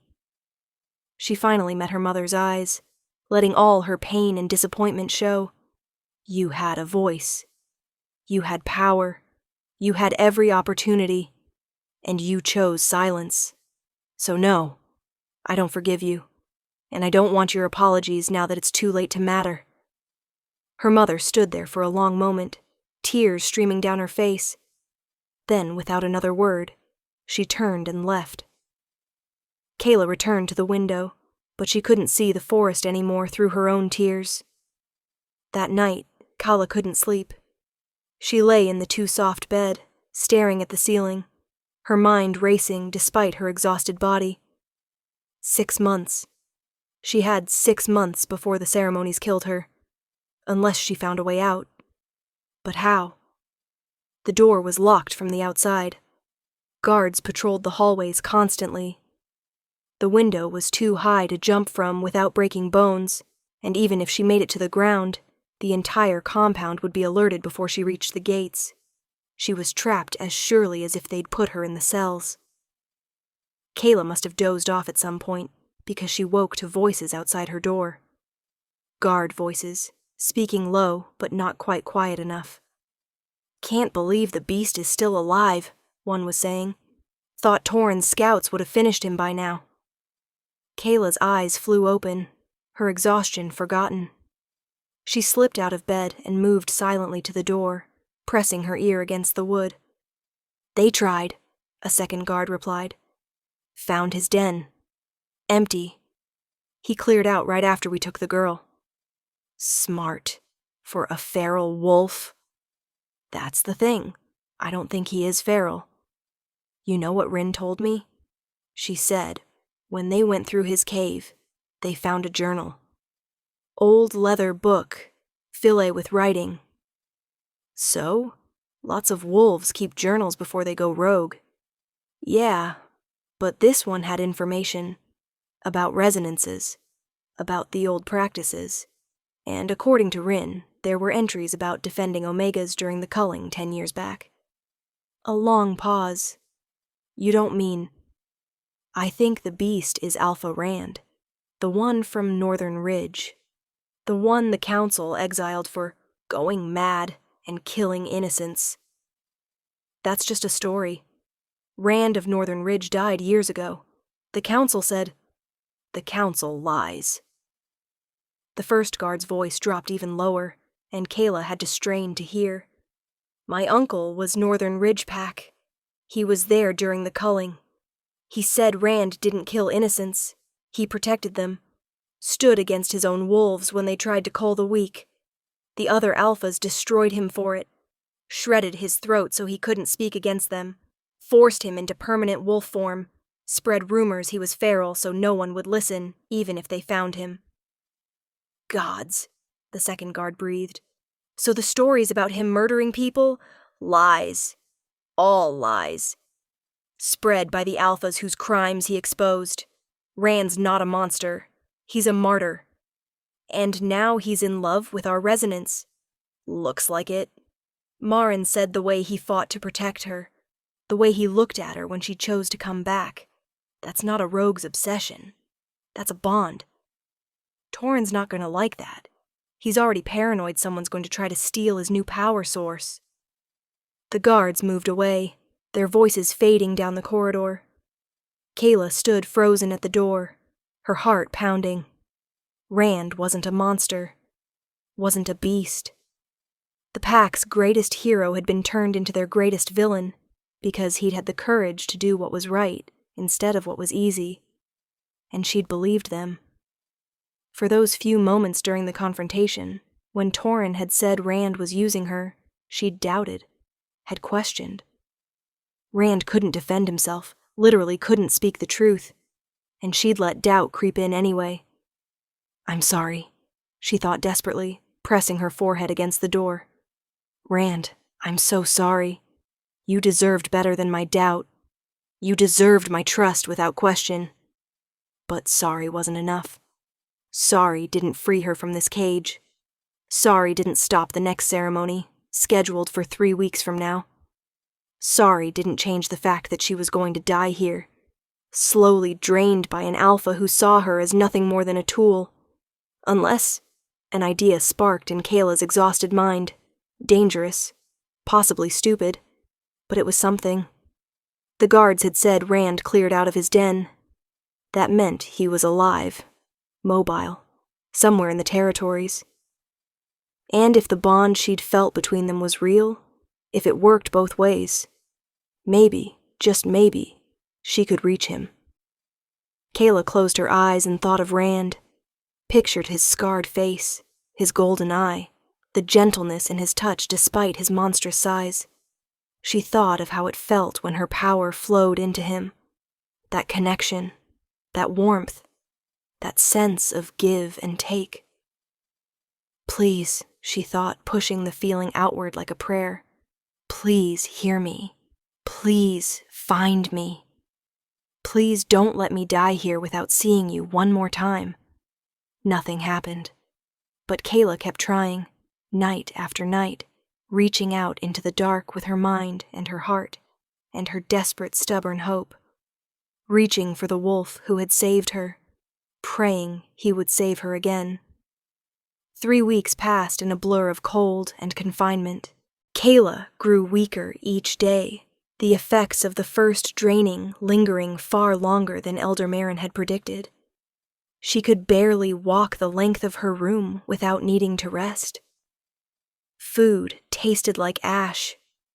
Sleep brought nightmares of freezing, of being hollowed out until nothing remained but an empty shell. The second ceremony loomed like an executioner's blade. Tonight. It would happen tonight. Kayla sat at her window as the sun set, watching the full moon rise over the forest. Somewhere out there, Rand was watching the same moon. She'd felt him sometimes over the past weeks, brief flashes of presence, of warmth, like he was trying to reach back to her across the distance. But feeling wasn't enough. Feeling didn't break locks or bypass guards or stop alpha ceremonies. Feeling just made the cage hurt more. The door opened. Kayla didn't turn around. "It's time," Elder Marin said softly. "I know." "Kayla," Marin hesitated. "I want you to know. I argued against doing this so soon. Your body hasn't recovered from the first ceremony. Another draining now could kill me?" Kayla supplied. "I know that too." "Torin believes the risk is acceptable. He says the pack needs strength, and you're strong enough to survive." "He's wrong." Kayla finally turned to face the elder. "I won't survive this. We both know it." Marin's expression confirmed what Kala already knew. This ceremony would likely be her last. "I'm sorry," the elder said, and for once she sounded like she meant it. "If there were another way?" "There isn't. Not for you. Not for any of them." Kayla stood on shaking legs, because choosing another way would mean standing against the Alpha, and none of you have the courage for that. She walked past Marin, out the door, down the hallway lined with guards who wouldn't meet her eyes. She walked to her death with her head high, because if she was going to die, she'd die with the dignity the pack had never given her in life. The ritual circle was already prepared. Torin waited in wolf form, silver and massive and hungry for power that wasn't his. The pack surrounded the circle, their faces solemn and ceremonial, like they were witnessing something sacred instead of murder dressed up as tradition. Kayla knelt in the center of the circle. She placed her hands on Torin's fur, and the draining began. This time was worse, so much worse. Power ripped from her in torrents, leaving nothing but ice and emptiness in its wake. Kayla screamed, couldn't help it, the pain beyond anything she'd imagined. She was dying. She could feel it. Feel her life force being consumed, her essence burned as fuel for an alpha's ambition. This is it, she thought through the agony. This is how I end. Not in the snow, after all. In a ritual circle, used up and thrown away. I'm sorry, Rand. I'm sorry I couldn't. A howl split the night. Torin's head snapped up, the draining pausing for just a moment. The howl came again, closer now, carrying a note of rage and desperation that made every wolf in the compound freeze. "The beast," someone whispered. "He's here." Impossible. How did he get past the perimeter? Kayla's eyes flew open. Through her blurring vision, she saw chaos erupt around the compound. Guards shifted and ran toward the gates. Wolves howled challenges and warnings. And cutting through it all, that single furious howl that she'd recognize anywhere. Rand. He'd come for her. Torin snarled and resumed draining, pulling even harder, trying to finish before. The gates exploded. A massive dark shape burst through the splintered wood, moving with deadly purpose. Rand tore through the guards like they were pups, his jaws finding throats, his claws raking flesh. He was a force of nature, unstoppable, terrifying, beautiful. "Stop him!" Torin roared, releasing Kayla to face this new threat. Kayla collapsed, gasping. She was so cold, so empty, barely conscious. But she forced her eyes to stay open, forced herself to witness. Rand fought like a creature possessed. He was outnumbered 20-1, and it didn't matter. He was bleeding from a dozen wounds, and it didn't matter. He kept coming, kept fighting, carving a path through the pack toward the ritual circle. Toward her. "He's come for the resonance!" someone shouted. "Don't let him reach her!" More wolves piled on, dragging Rand down through sheer numbers. He disappeared under a mass of fur and fangs, and Kayla felt something break inside her chest. No, please, not him, not because of me. Torin shifted to human form, standing over Kayla's crumpled body. "Chain him," he ordered the wolves holding Rand down. I want him alive. I want him to watch what happens next. Silver chains, the only thing that could hold a wolf, were brought out and wrapped around Rand's form. He struggled, snarling, but there were too many wolves, too many chains. They dragged him to the edge of the ritual circle and forced him to his belly, his golden eye fixed on Kayla with desperate, anguished intensity. The beast came to rescue his little resonance, Torrin said, crouching beside Kayla. How touching, how noble, how completely stupid. He grabbed Kayla's hair, forcing her head up so she was looking at Rand. You see this, rogue? See what your interference earned? I was going to drain her slowly, over months, make her useful for as long as possible. But now, Torrin's smile was cruel. Now I'm going to take everything, all at once, and you're going to watch her die knowing you failed to save her. Rand thrashed against the chains, a broken, rasping sound escaping his throat. Not words. He couldn't manage words in wolf form, but the meaning was clear. Please. No, don't hurt her. Kayla, Torrin said, forcing her to look at him. I'll make you a deal. Offer your power freely, all of it, right now, and I'll let the beast live. He'll be chained and exiled, but alive. Refuse, and I drain you anyway, and kill him in front of you. Kayla stared at him, her vision darkening at the edges. She was so weak, so cold. She had nothing left to give, except a choice. She thought about Rand, about the way he'd saved her in the blizzard, the way he'd fed her, warmed her, protected her, the way he'd stood against his own pack 10 years ago to defend the weak, knowing it would cost him everything. He'd sacrificed his voice, his humanity, his home, all for the principle that the vulnerable deserved protection. Now it was her turn. Okay, Kayla whispered. I'll do it. I'll give you everything. Just let him go. Kayla, no. The words were mangled, barely recognizable, but she heard them. Heard Rand trying to speak despite his ruined throat, despite his wolf form, trying to tell her not to do this. I have to, she said, looking directly at him, memorizing his face one last time. You taught me something, Rand. You taught me that worth isn't measured by what you can do. It's measured by who you choose to protect, by what you're willing to sacrifice.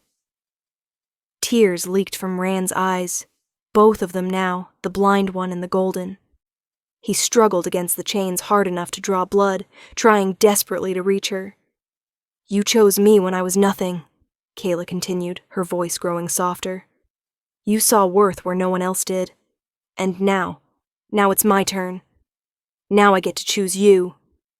She turned to Torrin, lifting her chin with the last of her strength. Take it. Take all of it. Just let him go. Torrin's smile widened. As you wish. He placed his hands on her shoulders and pulled. Power exploded from Kayla like a dam breaking. Everything she was, everything she had, every spark of life and warmth and essence, it all poured out of her into Torrin. The Alpha's eyes blazed with stolen power, his body growing larger, stronger, practically glowing with her life force. And Kayla grew colder. The cold spread from her core to her limbs, turning her blood to ice, her breath to frost. She was freezing from the inside out, being consumed like kindling in a fire. This is it, she thought distantly. This is what dying feels like. Her eyes found Rand one last time.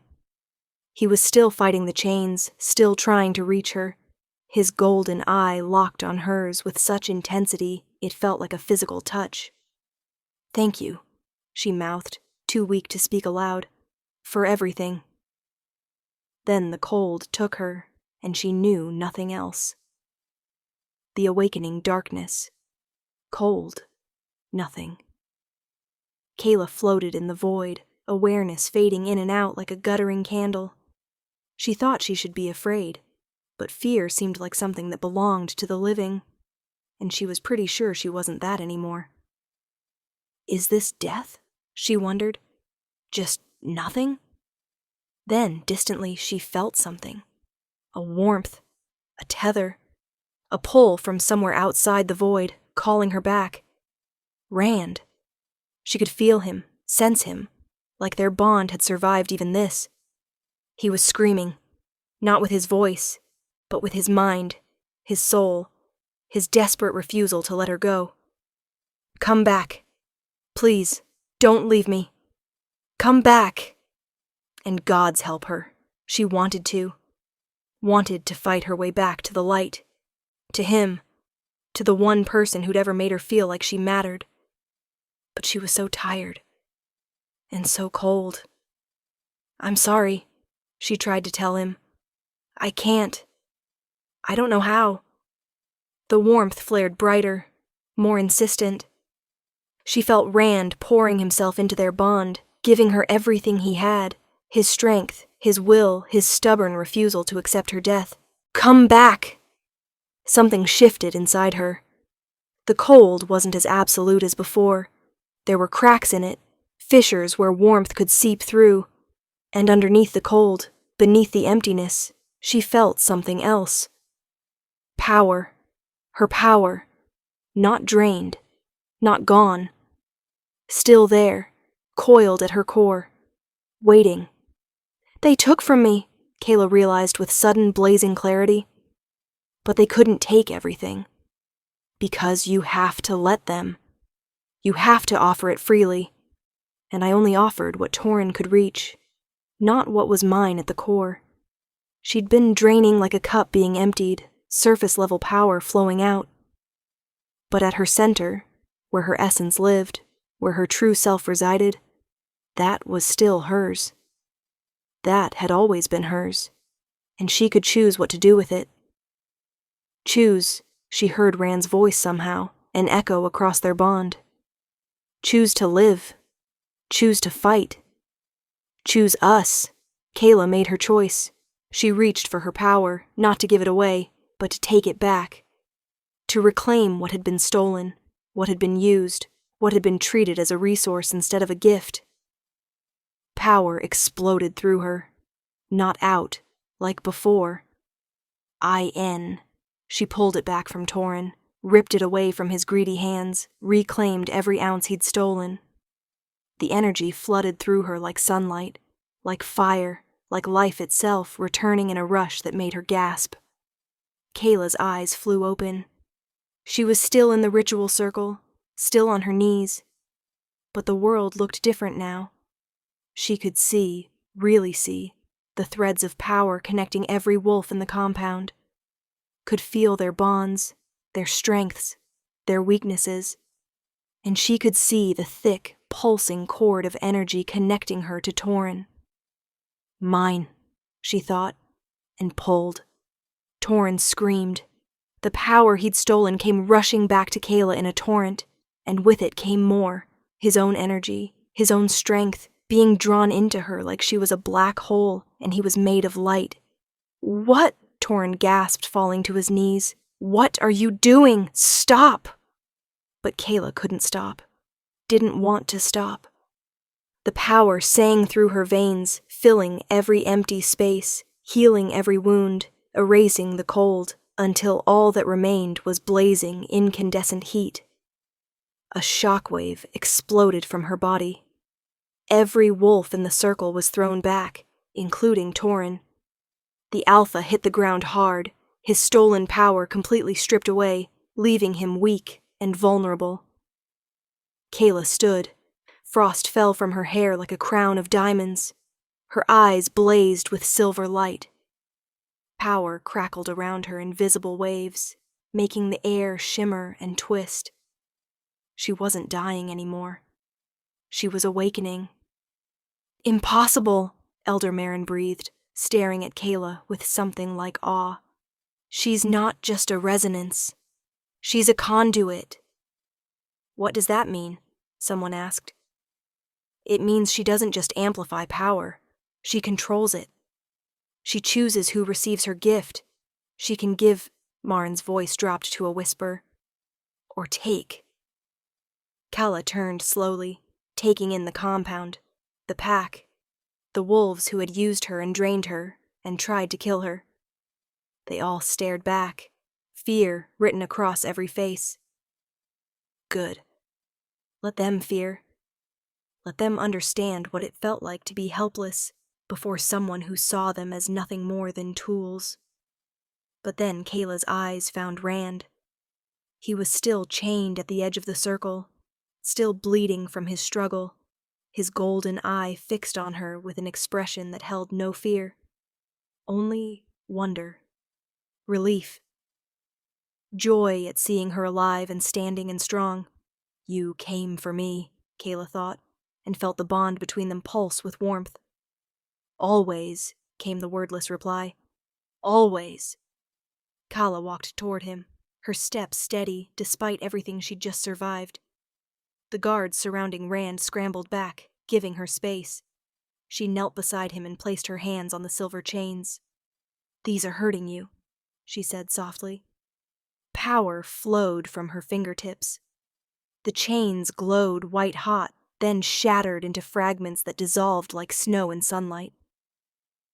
Rand surged to his feet the moment he was free, his massive form positioning itself between Kayla and the rest of the pack, protecting her, even now, even when she was clearly the most dangerous thing in the compound.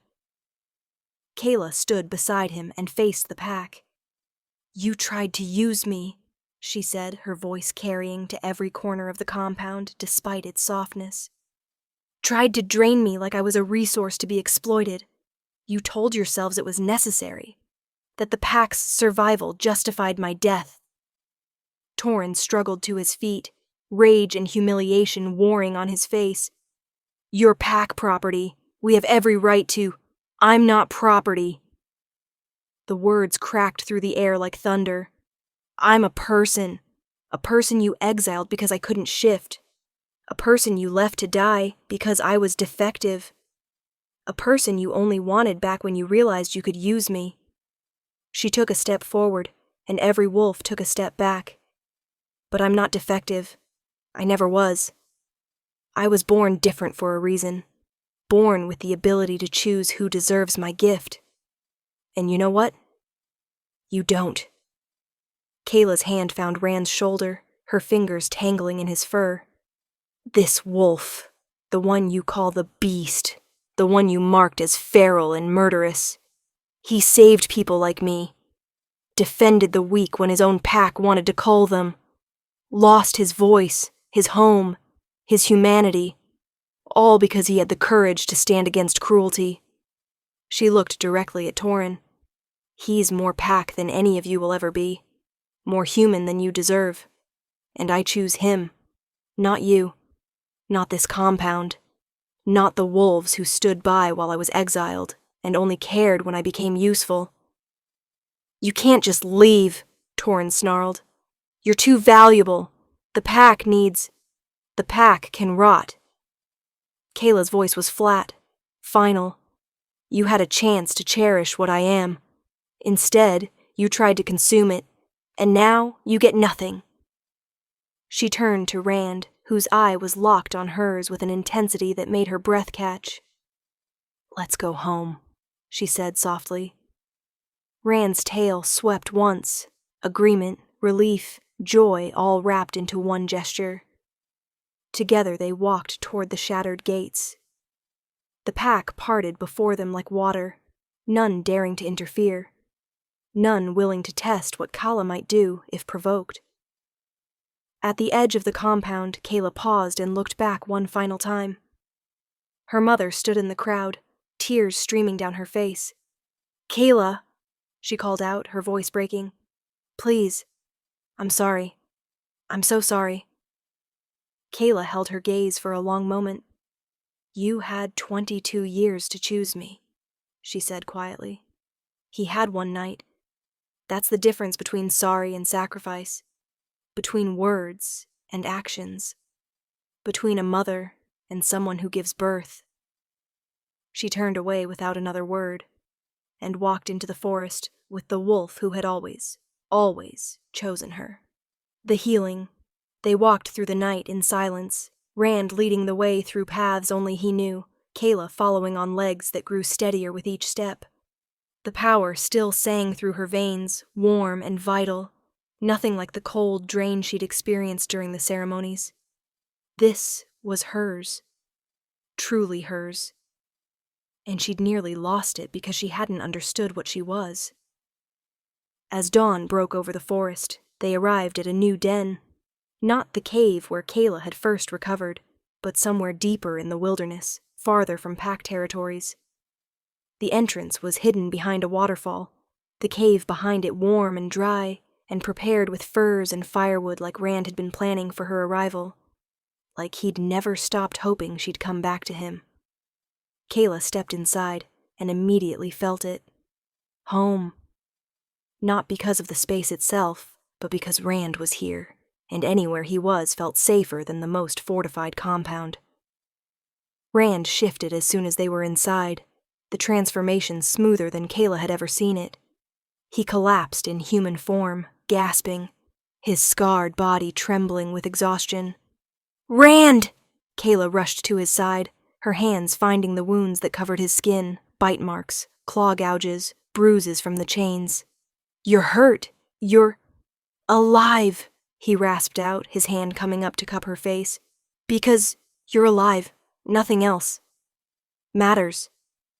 Tears spilled down Kayla's cheeks. "You came for me. You fought an entire pack for me." "Would fight 1,000 packs." Rand's thumb brushed away her tears. "For you. You could have died. You were dying." His golden eye blazed with fierce emotion. "What's life without you in it?" Kayla's breath hitched. She wanted to argue, to tell him he couldn't think that way, that his life had value beyond what he meant to her. But she understood. Because she'd felt the same way in that ritual circle, had chosen to give everything, to die if it meant he'd live. They'd both been ready to sacrifice themselves for the other. Maybe that's what love was, not needing someone, but choosing them anyway. Choosing their life over your own, their happiness over your comfort, their survival over your safety. "I'm sorry I doubted you," Kayla whispered. "During the confrontation, when Torrin said you were using me, I'm sorry I let myself question, even for a moment." "No." Rand's hand tightened on her face. "You should question. Should think. Should never give trust blindly. Not even to me. But you earned it. You've done nothing but protect me, care for me." "Used your power," Rand interrupted, his expression pained. "To stabilize my shifts, to heal. Didn't tell you what you were doing. Didn't give you choice. You couldn't tell me. You didn't have the words. Could've pushed you away. Should have." Rand's gaze dropped. "The moment I felt your power helping me, I should have sent you away, before the bond grew stronger, before it became this." "This?" Kayla repeated softly. Rand met her eyes again, and the raw vulnerability there stole her breath. "Love," he forced out, the word clearly costing him. "This is love, and I'm selfish enough to want it, even knowing I don't deserve." Kayla kissed him. It was clumsy, desperate, salt tinged with both their tears. But it was real. It was choice. It was her answer to every doubt and fear and moment of hesitation. When she pulled back, Rand was staring at her like she'd just given him the world. "You deserve everything," Kayla said fiercely. "You deserve love and home and someone who sees you for who you really are. And I see you, Rand. Not the beast. Not the exile. Not the broken alpha. I see the man who saved me. The man who fought for the weak. The man who came back for me even when it meant certain death. Kala. I choose you, she continued. The same way you chose me. Freely. Completely. With full knowledge of what it costs and zero regret. Rand's hand slid to the back of her neck, pulling her forehead to his. They stayed like that, breathing the same air, feeling their bond pulse and strengthen with each shared heartbeat. Your wounds, Kayla finally said, pulling back reluctantly. Let me help. She placed her hands on his chest, over the worst of the claw marks.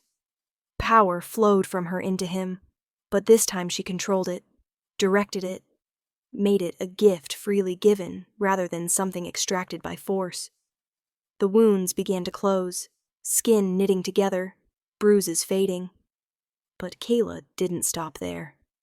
She let her power sink deeper, finding old injuries, old pain, old scars that had never properly healed. Her hands moved to his throat, to the terrible scar that had stolen his voice. May I? She asked softly. Rand's eye widened. He nodded, not daring to speak, not daring to hope. Kayla closed her eyes and focused. The scar was old, deeply healed in all the wrong ways. But she was a conduit now. She didn't just amplify power. She directed it, shaped it, made it do what needed to be done. She poured healing into the ruined tissue, encouraging it to remember what it had been before trauma twisted it. The scar tissue began to soften, to reorganize, to slowly, carefully reform itself into something functional. It took hours. Kala lost track of time, lost herself in the delicate work of reconstruction. Rand sat perfectly still beneath her hands, trusting her completely, letting her reshape the wound that had defined his existence for a decade. Finally, exhausted but satisfied, Kayla pulled her hands away. Try, she whispered. Rand's hand came up to his throat, feeling the changed tissue with wondering fingers. His jaw worked. His throat moved. Kayla, he said. His voice was rough, scarred, not the smooth tone it must have been before his punishment. But it was clear, understandable, human. His voice. Rand made a sound halfway between a laugh and a sob, his hand still pressed to his throat in disbelief. Then he looked at Kayla with such wonder, such gratitude, such love that she couldn't breathe. You gave me back my voice, he said, and God's, hearing him speak in full sentences, hearing the emotion in his words instead of just his eyes. It was almost too much. You gave me back my life, Kayla replied. This was the least I could do. The least? Rand laughed, the sound rusty but genuine. Kayla, you don't understand. I've been silent for 10 years. 10 years of screaming inside my own head, of being unable to defend myself, to explain, to speak truth against the lies they spread. I thought I'd die without ever saying... He stopped, swallowed hard. Without ever saying what? Kayla prompted gently. Rand cupped her face in both hands, his golden eye locked on hers with burning intensity. I love you, he said, clear and strong and certain. I love you, Kayla. I love your courage and your stubbornness, and the way you see worth where others see waste. I love that you chose me when you could have chosen safety. I love that you're sitting here healing me when you should be resting after everything you've survived. I love... Kayla kissed him again, cutting off the flow of words he'd been unable to speak for so long. I love you, too, she whispered against his lips. I love you, and I choose you, and I'm never leaving. Never? Rand asked, a hint of hope and vulnerability in his voice. Never, Kayla confirmed. You're stuck with me, forever, if you'll have me. Forever isn't long enough, Rand said, and kissed her like he was trying to prove it. Epilogue. The true home 3 months later. Spring. The den had transformed in the months since Kala and Rand had made it their home. What had started as a simple cave behind a waterfall now bore the marks of two people building a life together. Carved shelves held dried herbs and preserved food. Furs covered the floor and walls, making the space warm even on the coldest nights. A garden flourished outside the entrance, Kayla's project, vegetables and medicinal plants she tended each morning while Rand hunted. But the most significant change wasn't to the den itself. It was the others who had found their way here. Kayla stepped outside into the spring sunshine, stretching her arms overhead. She could hear voices, actual voices now, conversation and laughter, coming from the clearing beside the waterfall. She found Rand there, in human form, speaking with a young Omega woman who'd arrived 2 days ago. The woman was thin, scarred, clearly running from something. But she was listening intently as Rand explained the boundaries of their territory, the safe paths through the forest, the rules of their small community. "You're not required to stay," Rand was saying, his voice still rough but clear. "We offer shelter, food, protection, but no chains. If you want to move on, to find another pack, we'll help you provision for the journey." "And if I want to stay?" the woman asked tentatively. "Then you stay," Rand said simply. "We don't turn away those who need refuge." The woman's eyes filled with tears. "My pack was going to cull me, said I was too weak, that keeping me through winter was a waste of resources. I ran, and they hunted me. I thought I was going to die alone in the woods." "You're not alone anymore," Kayla said, stepping forward. "None of us are."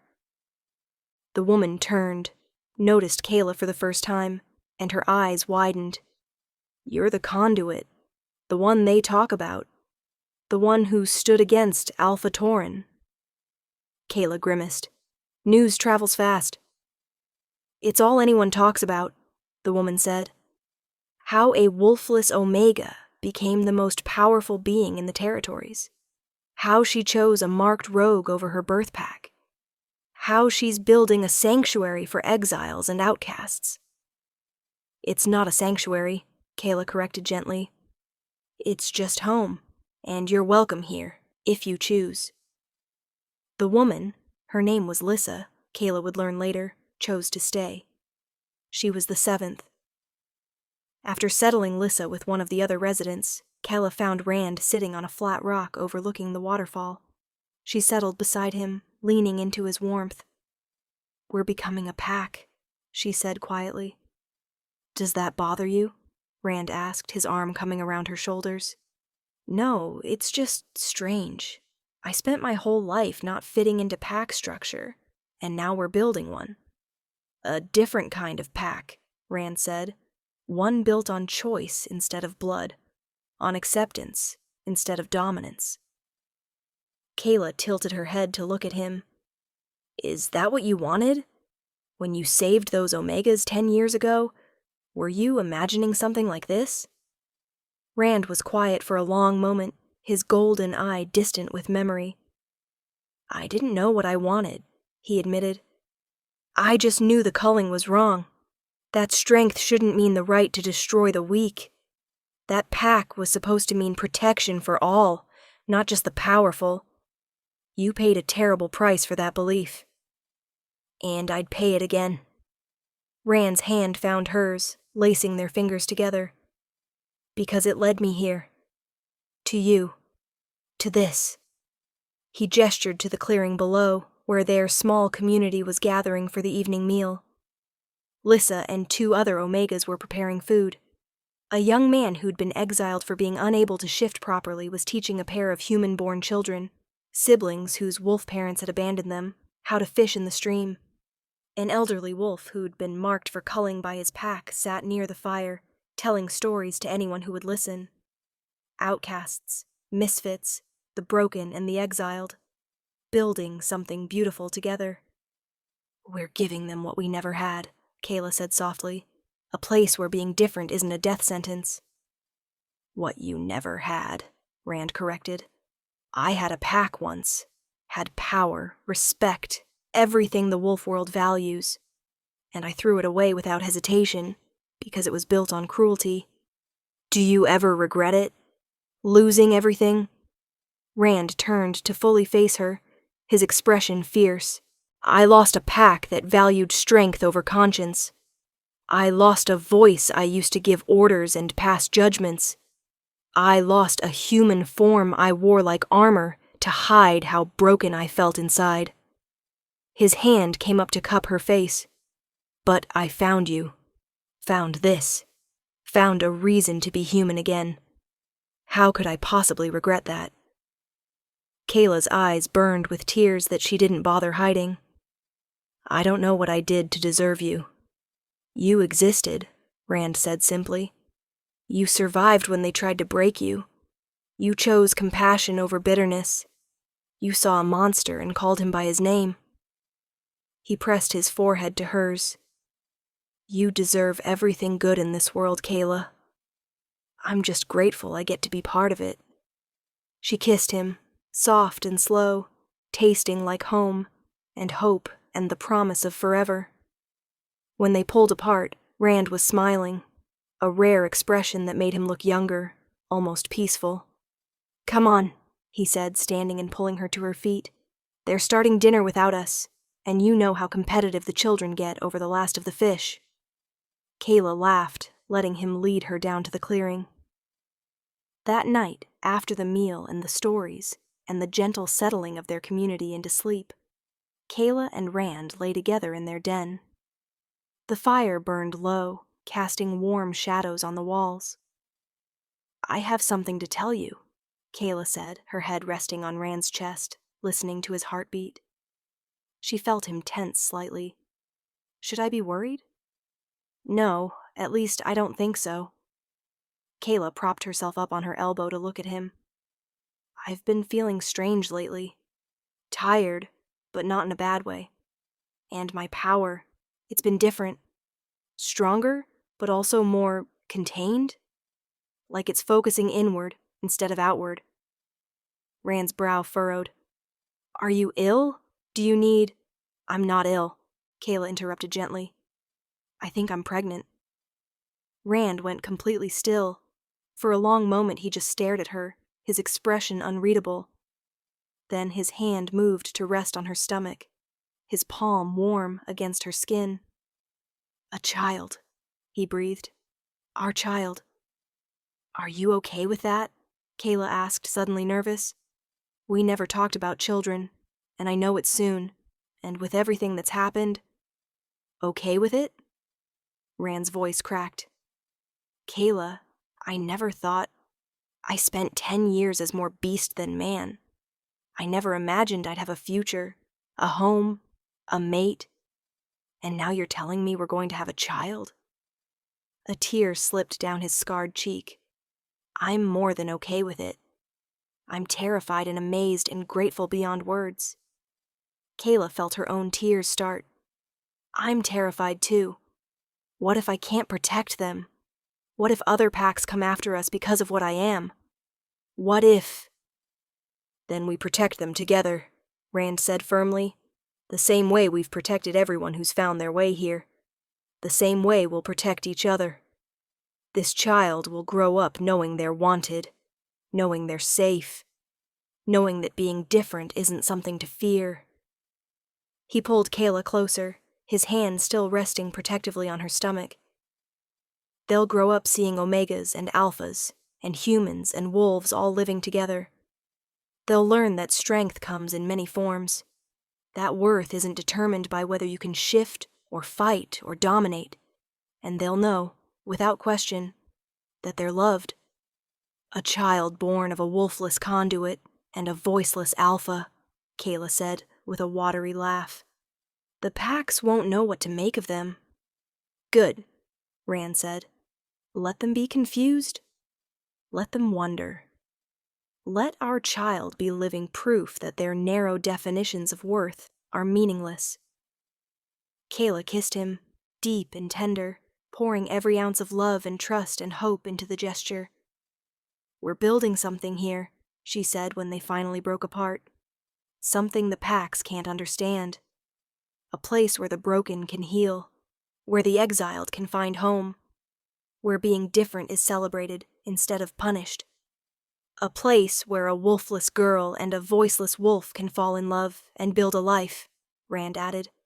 "Exactly." Kayla settled back against his chest, his arms coming around her in a protective circle. "The packs wanted to use me as a tool, wanted to drain me until nothing remained. But I'm not a tool. I'm not a resource. I'm a person who gets to choose how my gifts are used." "And you chose to build instead of destroy," Rand said softly. "To heal instead of harm. To create a home for the lost instead of seeking revenge on those who hurt you." "We chose," Kayla corrected. "Together." "Together," Rand agreed, and she heard the smile in his voice. They lay in comfortable silence for a while, the crackling of the fire and the distant rush of the waterfall the only sounds. "Rand?" Kayla said eventually. "Thank you." "For what?" "For carrying me home that night. For seeing worth where everyone else saw waste. For fighting an entire pack to save me. For giving me a voice when I'd forgotten I had one." She turned to look up at him. "For choosing me. Every day. Even when it cost you everything." Rand's eye glinted with emotion in the firelight. "You gave me back my voice," he said. "But more than that, you gave me a reason to use it. You gave me a home worth protecting, a life worth living, a future I never thought I'd have." His hand moved to cup her face with infinite gentleness. "I was lost in the dark for 10 years, Kayla. More beast than man. More death than life. And then you stumbled into my world. This fierce, stubborn, beautiful person who refused to accept that being different meant being worthless. You reminded me what it meant to be human, to care, to hope, to love." "We saved each other," Kala whispered. "Yes," Rand agreed. "We did." He kissed her forehead, her cheeks, her lips. Soft touches that felt like promises and prayers, and the beginning of forever. Outside, the spring night was alive with sound. The waterfall's constant rush. An owl calling in the distance. The gentle breathing of their small community, sleeping safe and warm under their protection. Inside the den, 2 people who'd been told they were broken, defective, worthless, lay wrapped in each other's arms. Building a life. Creating a home. Proving that sometimes the outcasts know better than anyone what truly matters.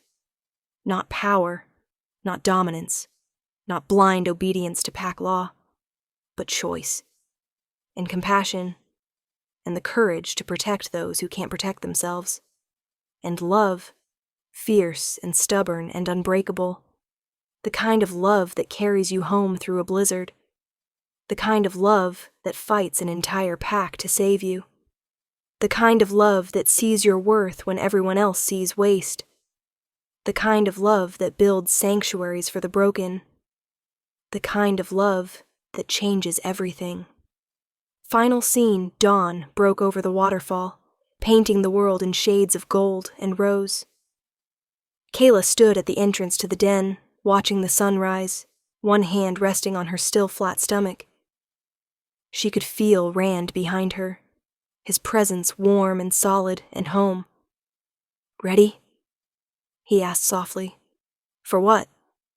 "Whatever comes next. More exiles finding us. Other packs discovering what we're building here. Raising a child in a world that doesn't understand them.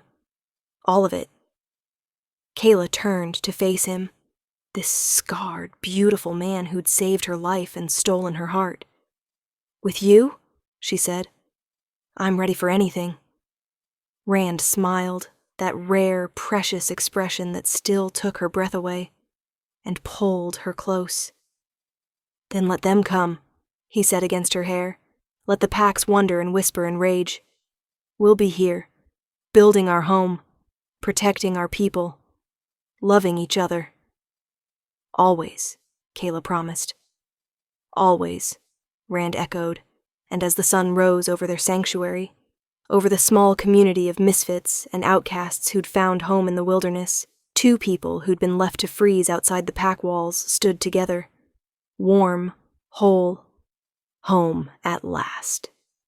The end home isn't where you're born. It's where someone fights to keep you alive. True strength isn't dominance. It's the courage to defy your own kind for what's right. And sometimes the monster everyone fears is the only one who sees your worth.